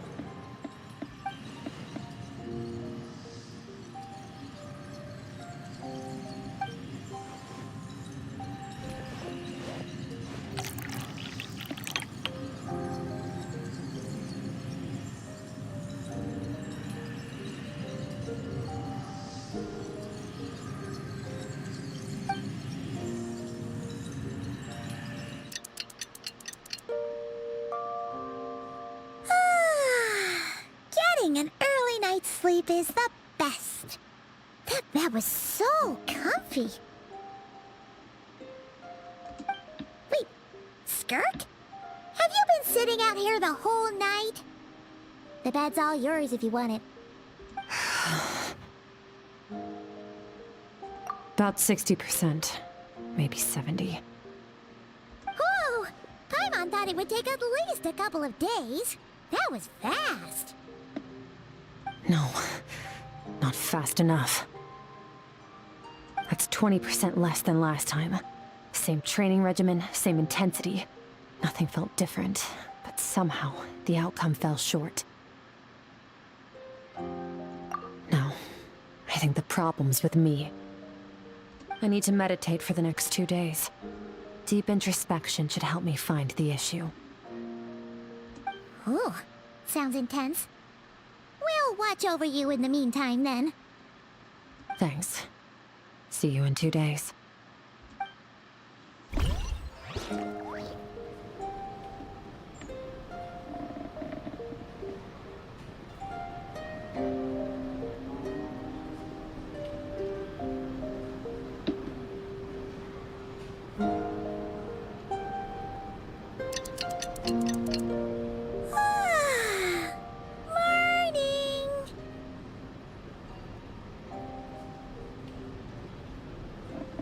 Skirk is still meditating, huh? It's been 2 days already. Shouldn't she be awake by now? Paimon can't think of anything we can do to help. Oh, wait! Breakfast! That's it! Paimon will go get breakfast! Skirk is gonna be starving when she wakes up. Be right back.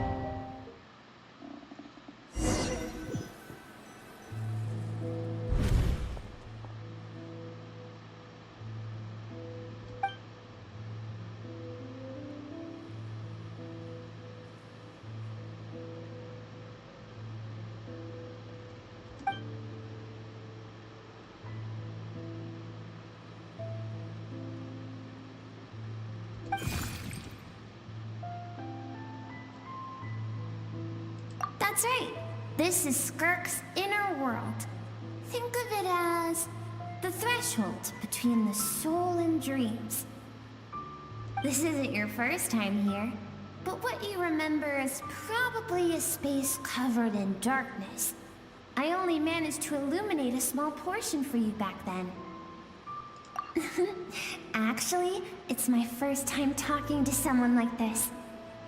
I only managed to break free and bring you here because the injury weakened her power. I guess that's why I can speak again, too. Call it fate, if you want. I think that's the word they use in this world for lucky coincidences like this, right? Now, before I take you to her, I gotta ask. You're the first outside visitor to ever come here, so what's your impression of this place? Oh, you noticed. This river represents Skirk's strength. Strength accumulates over time. It is the summation of a person's lived experience. So this river is where all the fragments of Skirk's life should converge into a single stream of memories and emotions, flowing forward as one. But as you can see, this river has been severed numerous times. It's because Skirk doesn't like who she was in the past. And all she sees reflected in the river is a disgraceful shadow of who she was. She cuts through water and rock with the sword of reason, severs her connection with the past, and begins anew. You must learn to shut out all the pointless emotion. Crush the self that makes you weak, and become master over your physical form. This isn't my first taste of failure or losing power. When you fall, you get back up again and become stronger. That's how it is.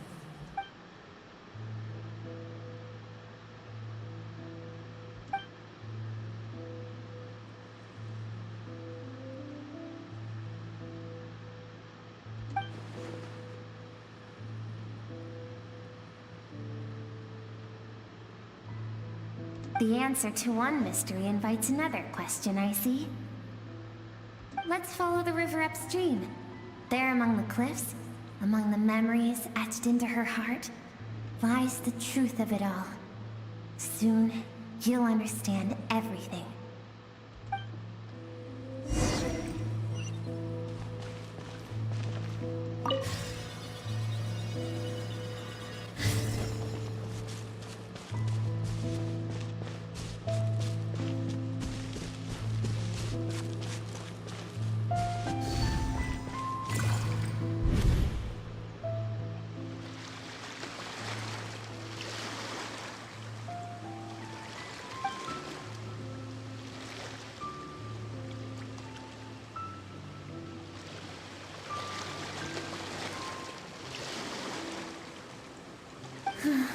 I've always thought that, even when falling leaves don't come from the same tree, they can still form bonds of kinship when they meet. Like meteors, you both made a journey through the stars. Both travelers who have landed on a planet that is not your home. Yet, when she first noticed your presence, although she hesitated for a moment, she still chose to walk away. Indifferent as ever.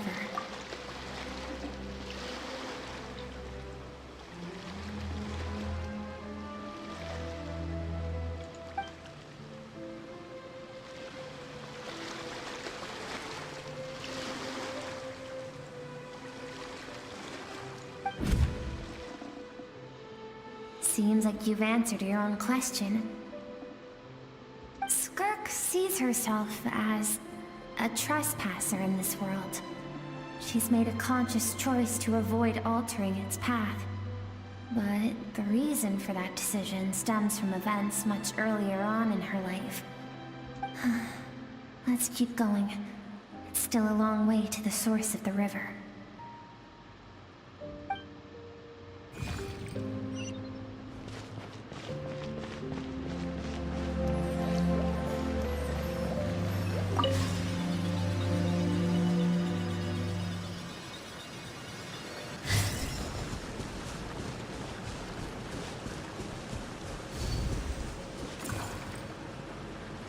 You now have what it takes to wield immense power. From this day forth, I shall teach you no more. No one can become a worthy warrior through imitation alone. I have given you fangs and claws. Now, you must learn to hunt. You wish me to travel the world beyond on my own, Master? Indeed. Make new friends. Embark on your own journey. And piece together a new future from the shattered remnants of your past. We will still have contact through the Abyss. But know this. One day, I will take the life you worked so hard to rebuild and reduce it to ashes. Just like the fire that haunts your mind.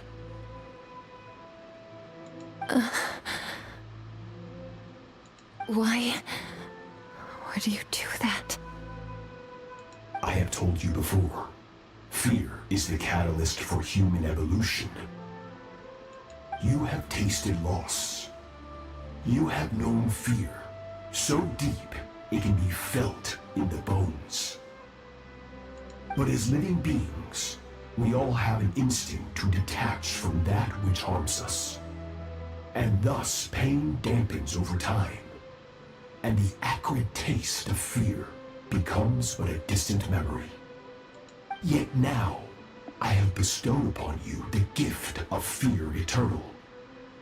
It will drown you in the nightmare of your childhood, or it shall drive you to defeat me, whatever the cost.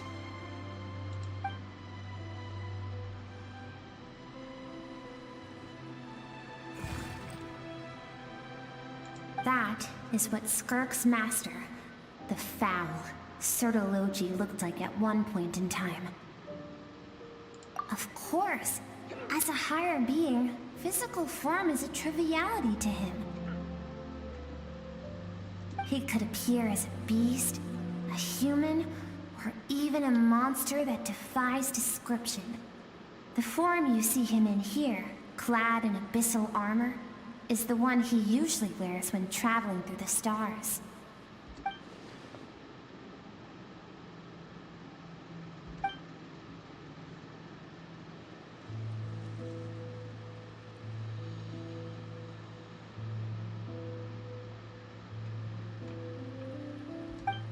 For certain reasons, I need to bridge the power gap between me and my master as quickly as possible.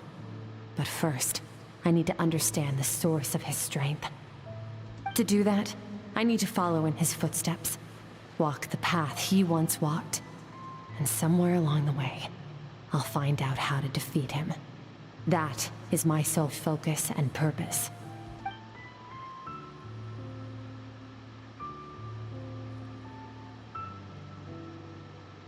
I'll let you in on a little secret. The real Sertologi is terrifying. The scope of his power is impossible to understand until you experience it firsthand. It is absolute, the power to crush all things. Shall we keep going? Let's see. We're about halfway there.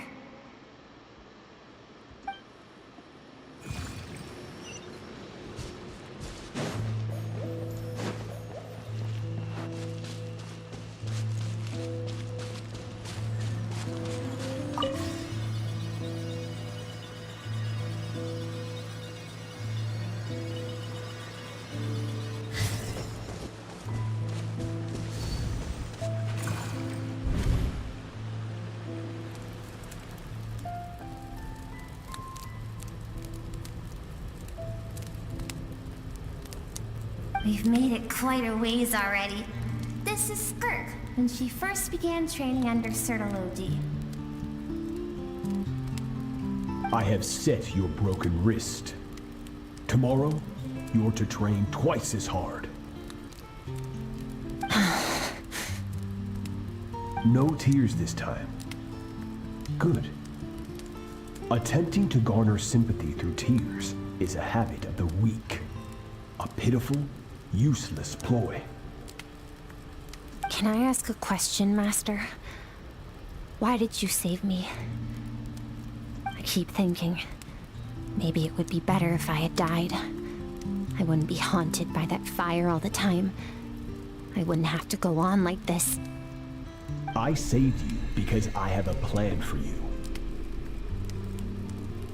It has been too long since I fought a battle that demanded my full strength, and I hunger for it. Every so-called genius and prodigy I have faced has crumbled like sand underfoot. Before me, even fate bends the knee. So, I will teach you everything I know. Train you by whatever means necessary, in the hope that one day, you might surprise me. But I don't want to draw my sword against you, Master. What you want matters little. Among the boundless sea of stars, the cries of the weak are but faint murmurs that disappear into the void. You of all people know that well. Yes, Master. From that day forward, all she knew was grueling training, emptiness, and fatigue. After some time, her talent bloomed, and she gained control over her emotions, like her master. How should I put it? It was not that human emotion disappeared from her heart, but that reason came to dictate all she was allowed to feel. I suppose it was at this point that she became the Skirk you know today.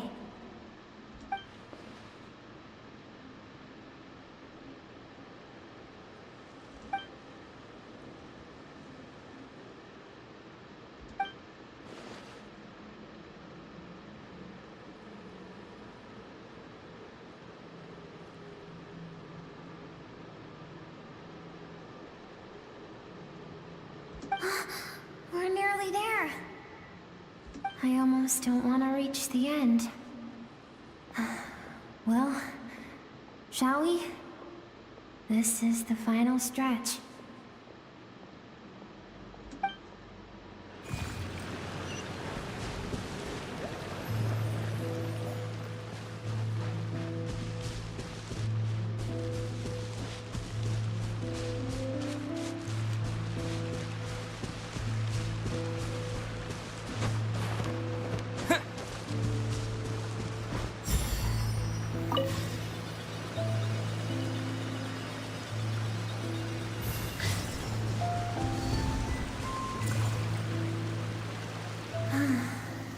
These are Skirk's happiest memories. What a simple and carefree time it was. Wisps of clouds dotted the sky. The sun bathed everything in golden light. And when song filled the air, not even the shyest of flowers could resist swaying along. This is Skirk's homeland. She was so curious about everything as a child. Always skipping school to go exploring instead. There was so much to discover. The treasures at the bottom of the sea, the secrets beyond the stars, and that merchant ship packed with adults wearing those strange clothes. Yes, the ship. That was the beginning of the end. It was a spaceship. When it arrived, the people that disembarked wore smiles on their faces and spoke of friendship. They claimed to be merchants from a neighboring planet, looking to establish trade. Skirk's parents, her relatives, her neighbors, everyone welcomed the newcomers with open arms and allowed them to explore the planet. To them, the visitors were guests and should be treated with hospitality. No one had any idea of what was to come. Several months later, an army of unknown origin arrived without warning and carried out a ruthless campaign to destroy everything and everyone on the planet. Skirk had skipped school that day, like so many times before, so she was not caught in the immediate wave of destruction. But when she came home that day, only fire and ruin awaited her. Countless people cried out to her for help. People she knew and loved. Friends and relatives. The little girl who lived next door. The shop owner with the bad leg. The bad-tempered teacher she had made fun of just that morning. Their lives were discarded like worthless trash as the fire consumed one life after another. Skirk was helpless. All she could do was run. And so she did. She kept running until an unexpected figure crossed her path.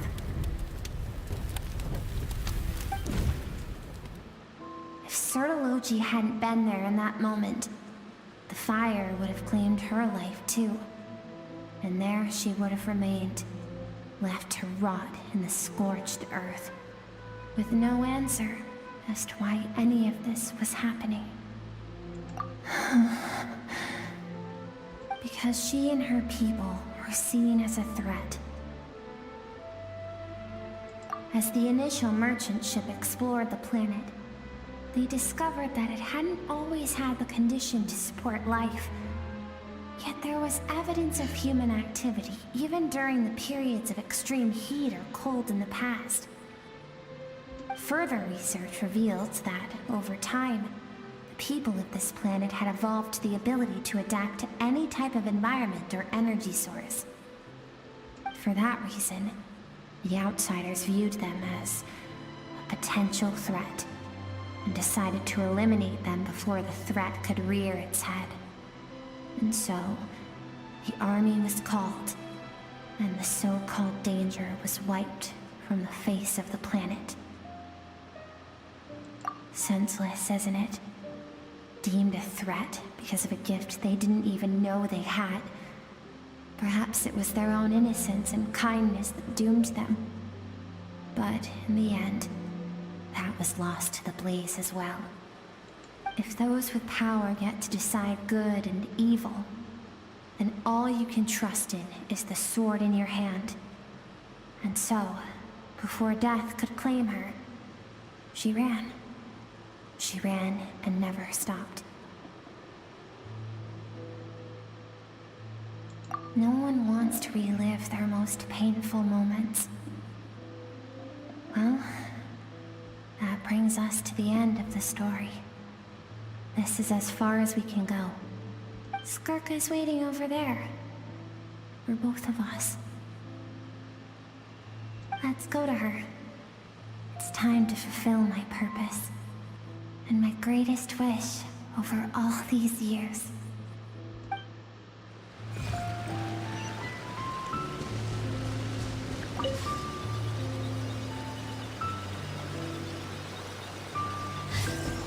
There she is.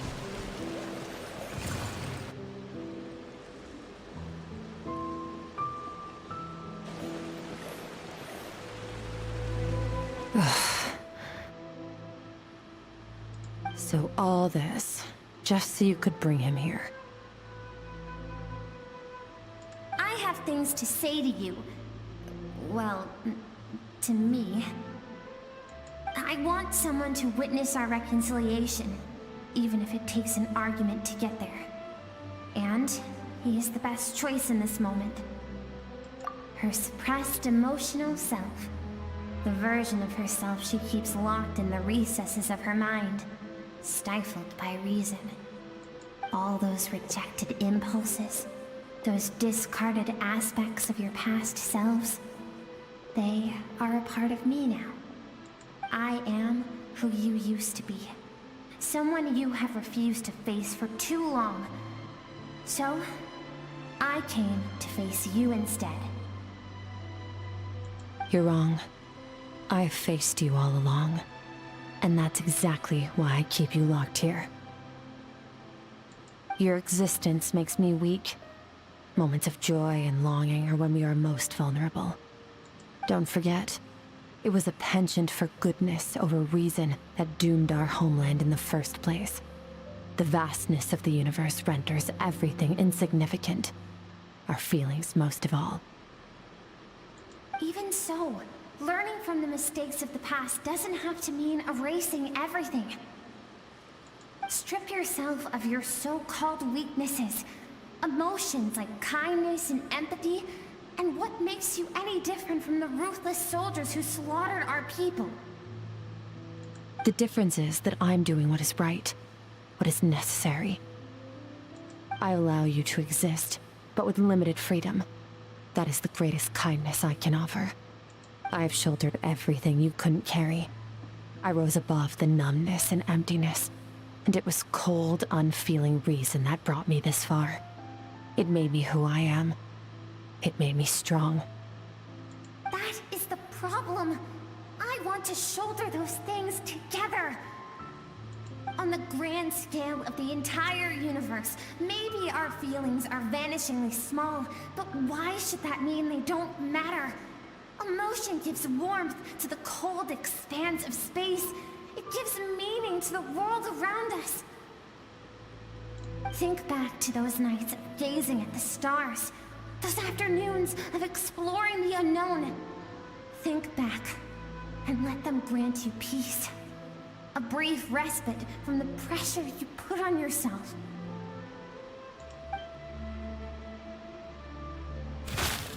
That isn't what we need. Exactly what we need.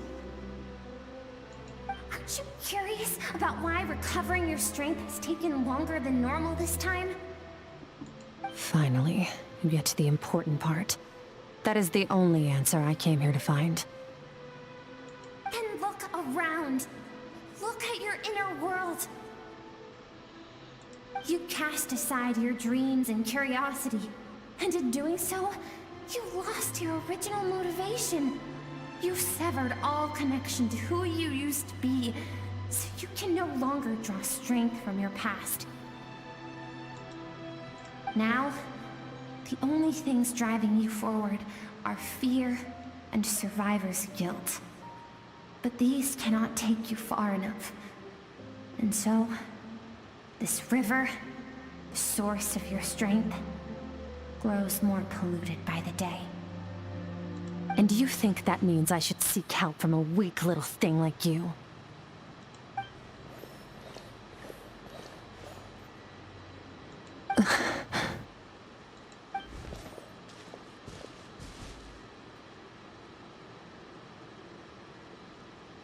Thank you for saying that. I knew bringing you here would be the right choice. To be honest, I'm not here to argue with you. This isn't about who's right or wrong. And in fact, I agree that in order to make it through the wake of that tragedy, we had to distance ourselves from the pain through reason over emotion. But what is right at one point in time isn't always right forever.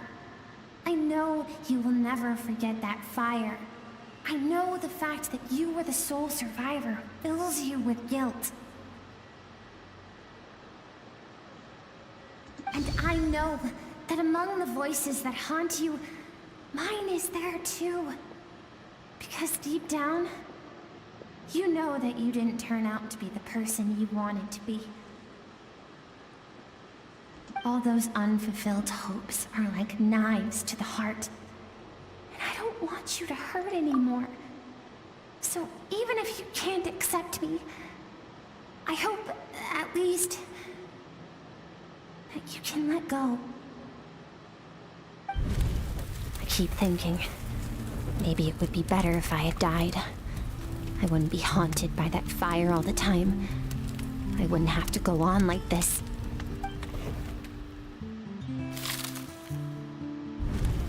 Your dad and I, we're not afraid to stare death in the face, but we need you to survive.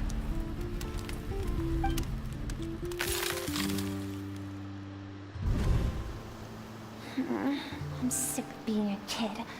There's so many amazing things out there, and I'm ready to see them all.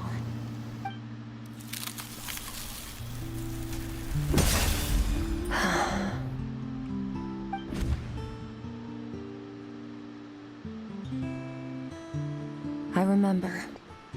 There was a song Mom and Dad always sang when we went out to fetch water. Dancing water. The sand along your path is begging for your song and movement. Will you carry this burden with you on your journey? I am not the dancing water, and you are not the burdensome sand. But if this is your wish, then I will carry you with me until the end. Thank you. I should be thanking you.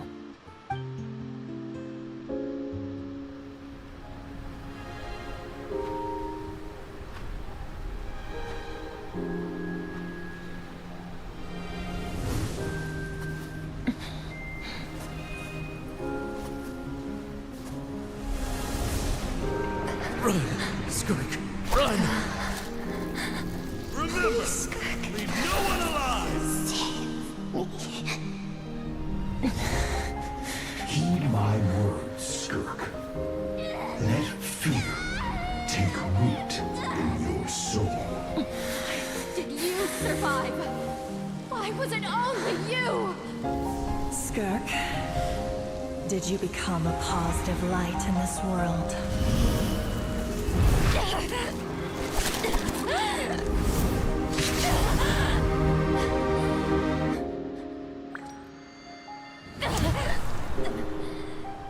Hey, this doesn't have to be the end.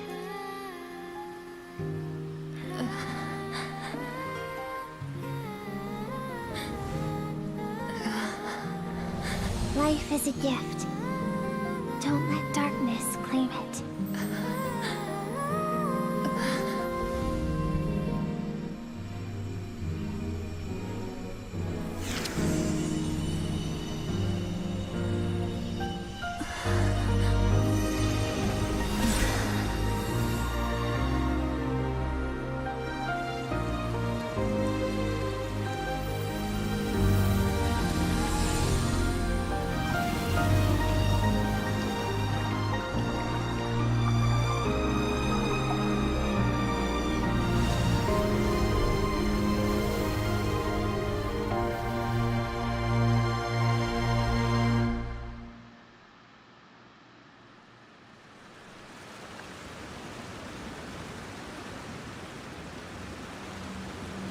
So, you saw my memories then.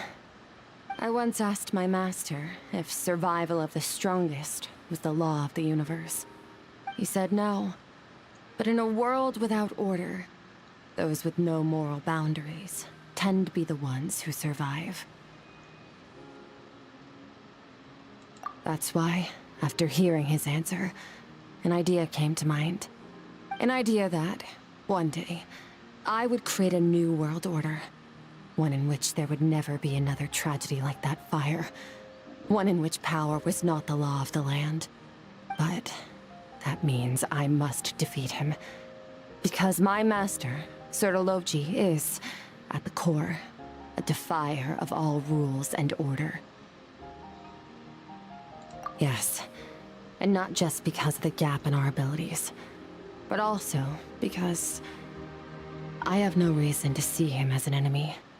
Although his decision to train me was not made out of kindness, he did everything a master should. He saved my life, taught me the sword and the principles of strength. And for that, I respect him. I know, and it's not something I want. But Master never goes back on his word. I have to treat everything he says as a promise.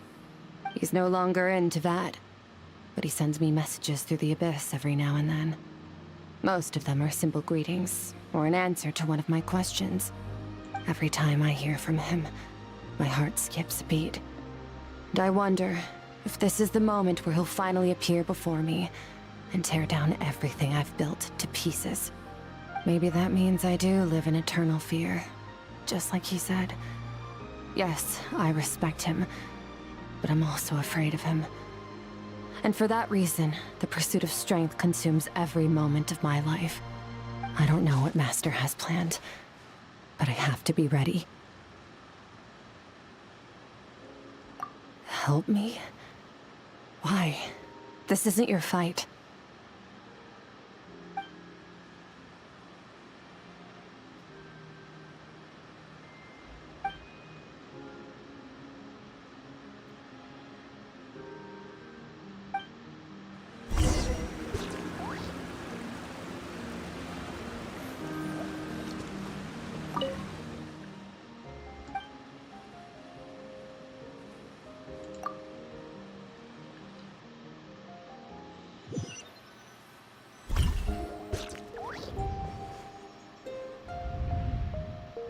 Oh, you're finally awake! Honestly, Paimon was gone for like 2 seconds and then she comes back and finds you both unconscious? Oh, you scared Paimon half to death! You're both okay, right? What does it look like?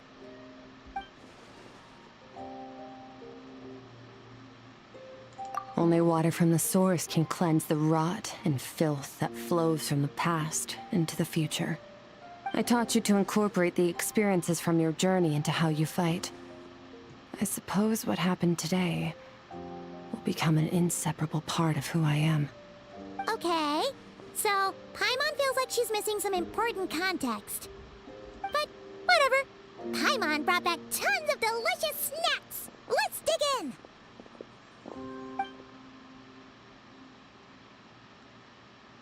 All right. It's about time we finished what we started. We're gonna deal with this thief for good, right? This time, I'm not going to tell you to hold back. But having digested even more power in the meantime, he's going to be tougher than before. The good news is, we have no reason to pull our punches this time. So, let's go. Same place as last time.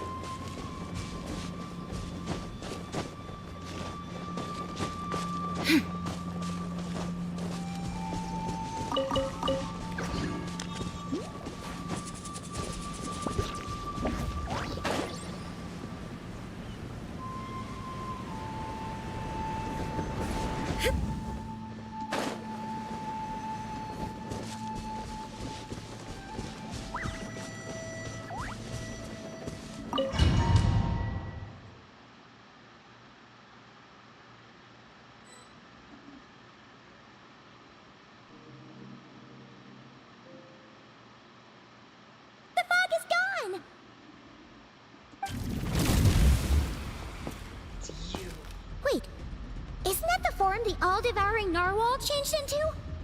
How come he knows that, too? Really? So, you're telling Paimon that giant whale and this guy can both turn into the fowl? How does that work? It's a subconscious instinct. Any intelligent being who longs for his level of strength is bound to mimic his appearance. It's a natural response after encountering someone as powerful as Master. To them, he represents ultimate power. We know the person before us has encountered Master, and we know he stole a portion of my power. So it's not surprising that he would assume this form. Okay.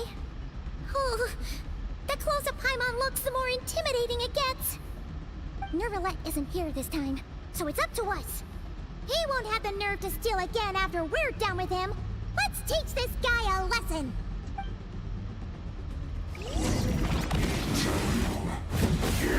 That's how I like it.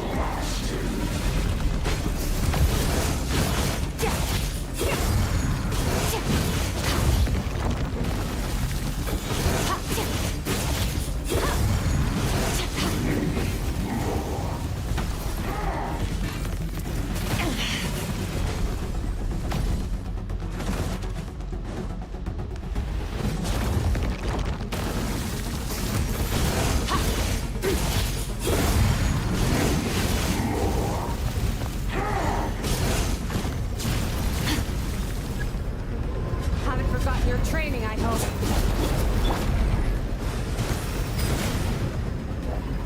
Bombs away! Yeah.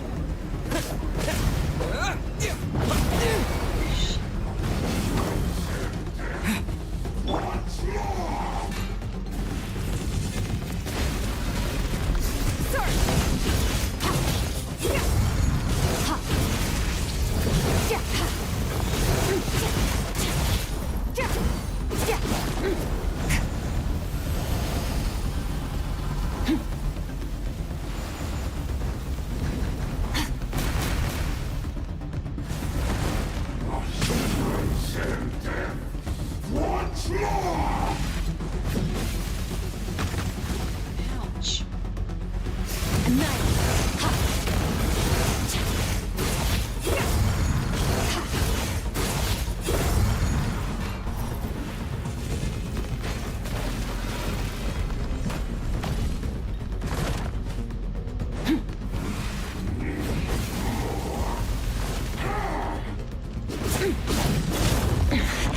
Wasn't expecting this.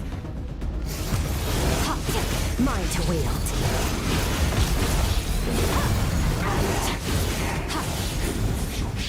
Beyond this world.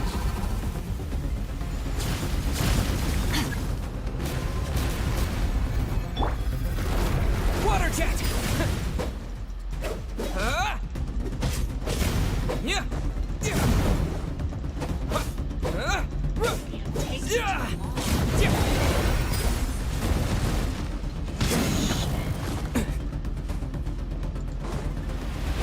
Water jet!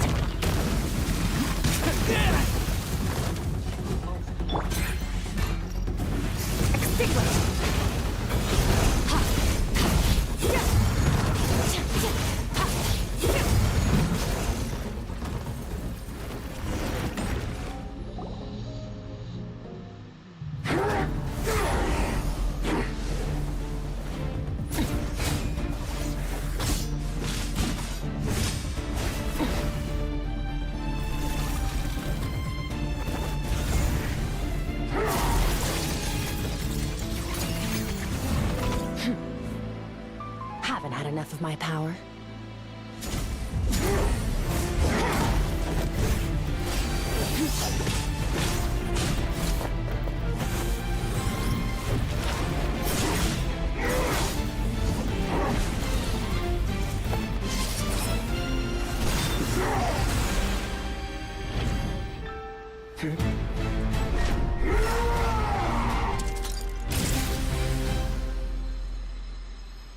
Well then, let's see how much more of this power you can handle.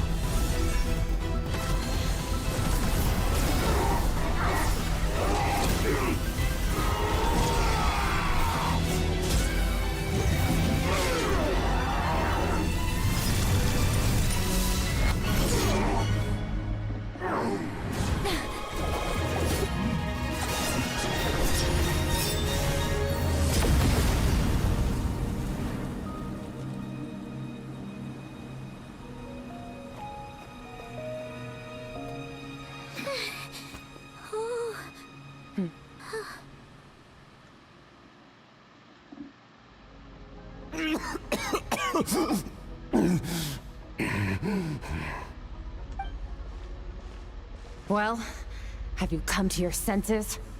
You saw that my body was at its limit. So, you deliberately channeled your power into me, knowing that it would destroy my shell from within. Such power, such keen battle instincts. So you must be... Skirk, Sertologi's disciple. How long has it been? How long has he been away from Tevat? Hundreds of years. Hundreds? Sorry, it's a lot to take in. I should introduce myself. I am Skofnungar, a friend of your master and one of his followers. This is the first time I've heard your name, Skirk. But hundreds of years ago, I knew you existed. And I knew you would come here. Hundreds of years ago? Sounds like you and Master have quite the history. Care to tell us about it? Of course. Might as well take advantage of a clear head while I can. The story starts a long, long time ago. I was born into a noble family in Conria. As the eldest son, I was set to inherit our title. But I contracted an incurable illness as a child, and everyone gave up on me. I trained the sword harder than anyone else, defeated all of my peers. But it was all in vain. When other people looked at me, all I saw in their eyes was pity, or a strange glee in my misfortune. Even my parents were just waiting for me to die. Over time, my heart hardened, and I became aimless. That was the point where I met your master, Sertologi. We were similar in age, but different in background. He was born in prison, the son of criminals who had been sentenced to death. He spent his childhood wandering the streets, facing more criticism than the literary works in the Universitas Magistrorum.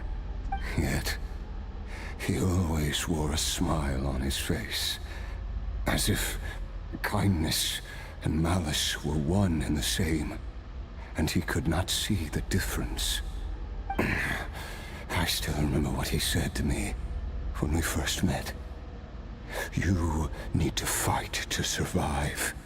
Even if it's a losing battle, it should light a fire under you. How can you sit back like this and go down without a fight? That does sound like something he would say. He was the first to acknowledge that I was worth something, and he inspired me to keep going.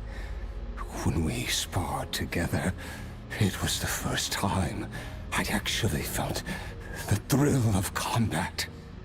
When I was 10, he stole forbidden research materials and managed to cure my illness. It was like there was nothing in this world he couldn't accomplish. When it came to the human form, he was always intent on pushing the boundaries of possibility. But somewhere along the way, I fell behind. My talents were nothing compared to his, and at some point, I realized he had pulled so far ahead, I was too embarrassed to even ask him to spar. After his grand endeavor was successful, he sought me out and said to me, "This planet no longer holds anything of interest to me, so I'm leaving. But first, I have an offer. I can use a power I have just refined to break the curse of immortality for you. Your death was once what we worked so hard to prevent. But the immortality you now face is a different kind of pain altogether. I'll pass. Immortality doesn't sound so bad to me. Since I can't die, it means I have an infinite amount of time to get stronger. Maybe I'll finally catch up to you one day. And we can spar like we used to. Are you sure? I cannot say when I will return. Your body, or rather, your soul, might not be able to withstand this curse. All I can do is try.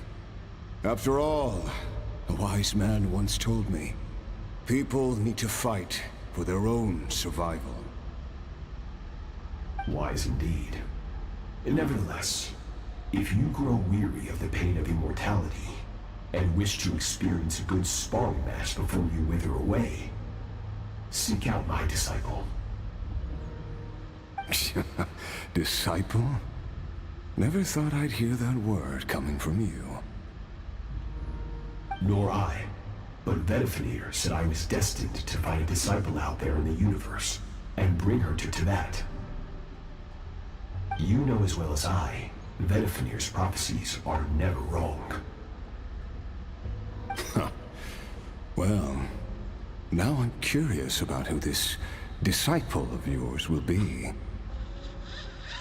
All Vedifenir said was that one day, the stars shall bow in her honor. Sounds pretty impressive.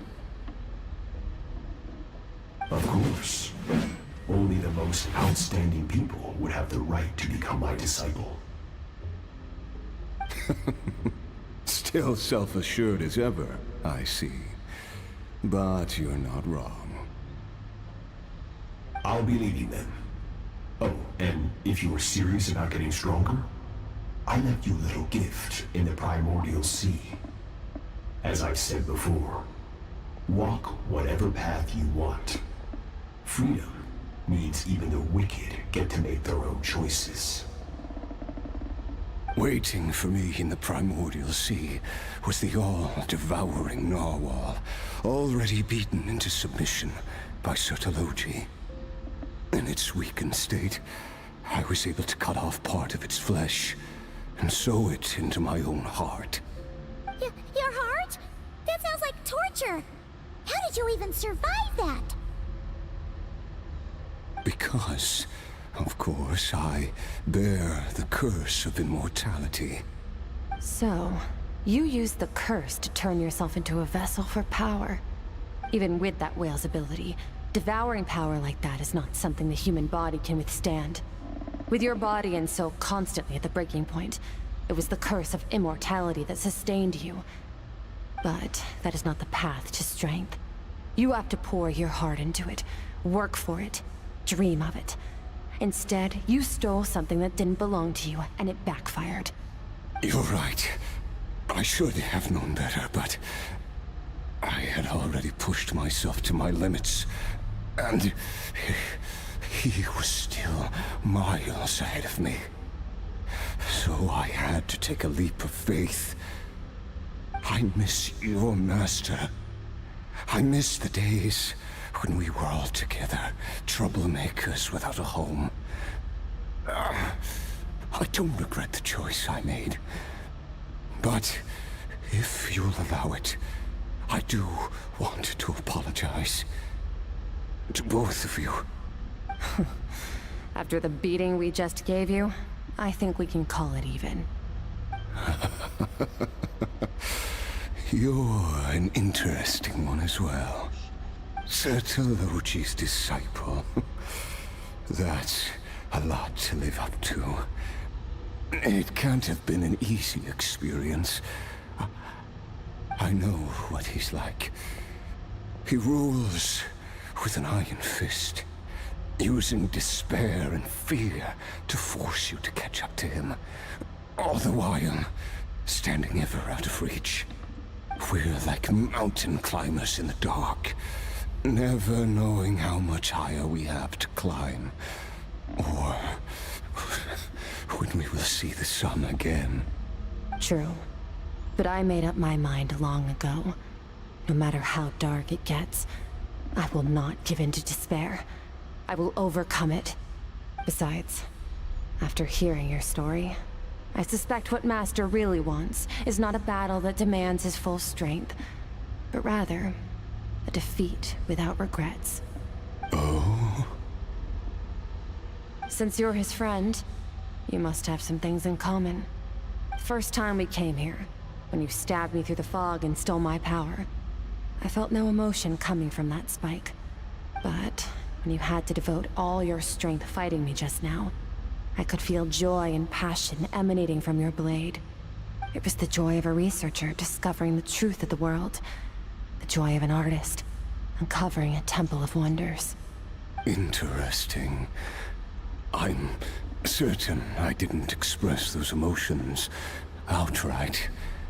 Yet you were able to read them from my blade. Like a glimpse into my inner world. You're right. That battle brought me an unbridled sense of joy. And my defeat brings me no regret whatsoever. Exactly. I think Master also craves a battle like that. One where his opponent forces him to use all his strength, unlock the extent of his potential, and transcend his own limits. A battle to end all battles. After which, all can come to an end, including, perhaps, his life. For that very reason, good and evil are meaningless to him. He has one purpose, one goal: to complete himself. It's one of the secrets to his strength. Perhaps you're right. Perhaps that is his goal. What a battle that would be. Oh, to witness such a...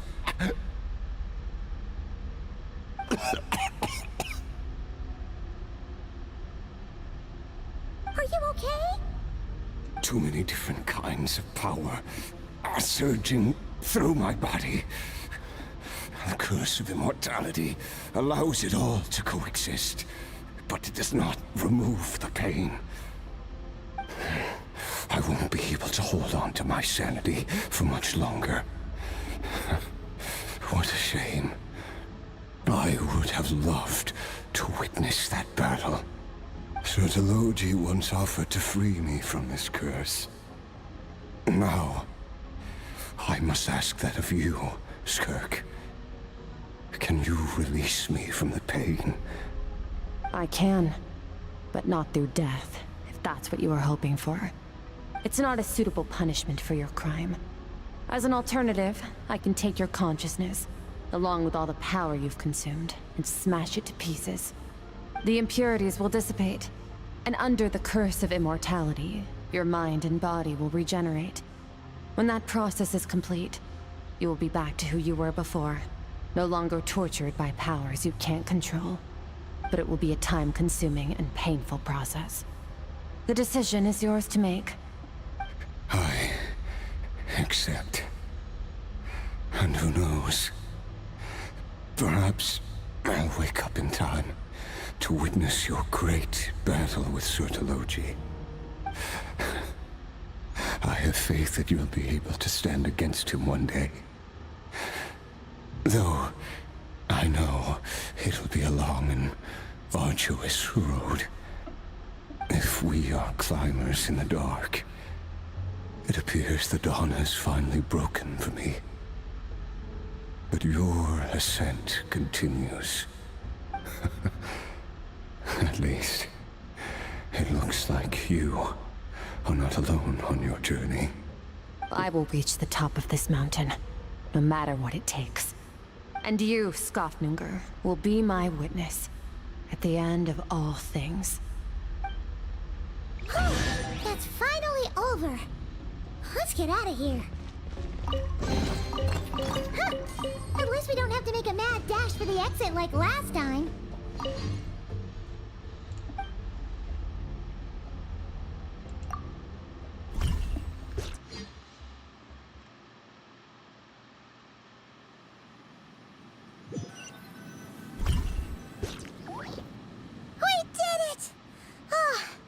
It's only been a few days, but it feels like forever. Once again, We've proved there's nothing we can't overcome. We're just that awesome. Wow, you sound even more confident than usual. Guess you really have become stronger. Today sure went by fast. It's night already. Oh wait, that reminds Paimon. The stars you mentioned, the ones that died out, are they back now? Yes. The power Skafnungur stole has been returned. So, the stars have regained their light. Great! Huh, it's crazy that you even noticed their light was gone. There are so many stars in the sky. If a few disappeared, Paimon definitely wouldn't be able to tell. I suppose it's because I have gazed upon this sky for centuries. The false stars, hanging in the meticulously planned sky, glittering with rotten light. It's not real. And yet, it is for that very reason that I can look upon it and enjoy the momentary peace it brings. Even the most beautiful of bubbles has to burst.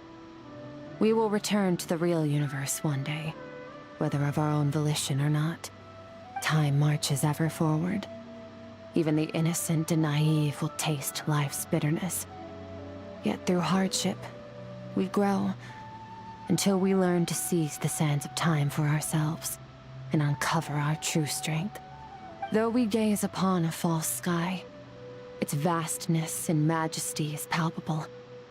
One can only wonder, what is it going to take for kindness to reign supreme in the vast expanse of the universe? Ugh, this is all going over Paimon's head. But if she knows one thing, it's that the Traveler always finds a way. Ever since we met, he has filled Paimon's days with happiness. No matter how tough things get, he always finds a way to make it better. If it's too big a job for one person, then they'll do it with two. And if two's still not enough, then three. We've met so many amazing friends and accomplished so many amazing things. As long as we don't give up, we can make any wish come true. I suppose when it comes to you, anything is possible. Well, I should be going. Now that my power is no longer isolated from my emotions, I need more practice to get used to it. I suppose fate will decide. Maybe we'll bump into each other on the street. Or maybe we'll reunite on a different planet entirely. Regardless, reunions and partings are but passing moments. More than anything, I hope that, at the end of this journey, wherever it takes us, we stand in a world reborn. One without war, pain, or forced partings. One where new life can bloom, even where there was once nothing but scorched earth. For this, we must all work to become stronger. If that's what you want to call me, I won't object. Goodbye. Bye!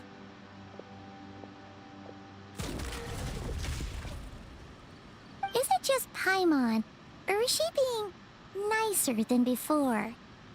We definitely count as friends after all that, don't you think? Hey, what do you think about camping here tonight? There's nothing quite like sleeping under the stars. Come tomorrow, we can continue our journey. Oh, and since Paimon treated you to that super nice meal at Wanmin Restaurant, it's about time you returned the favor.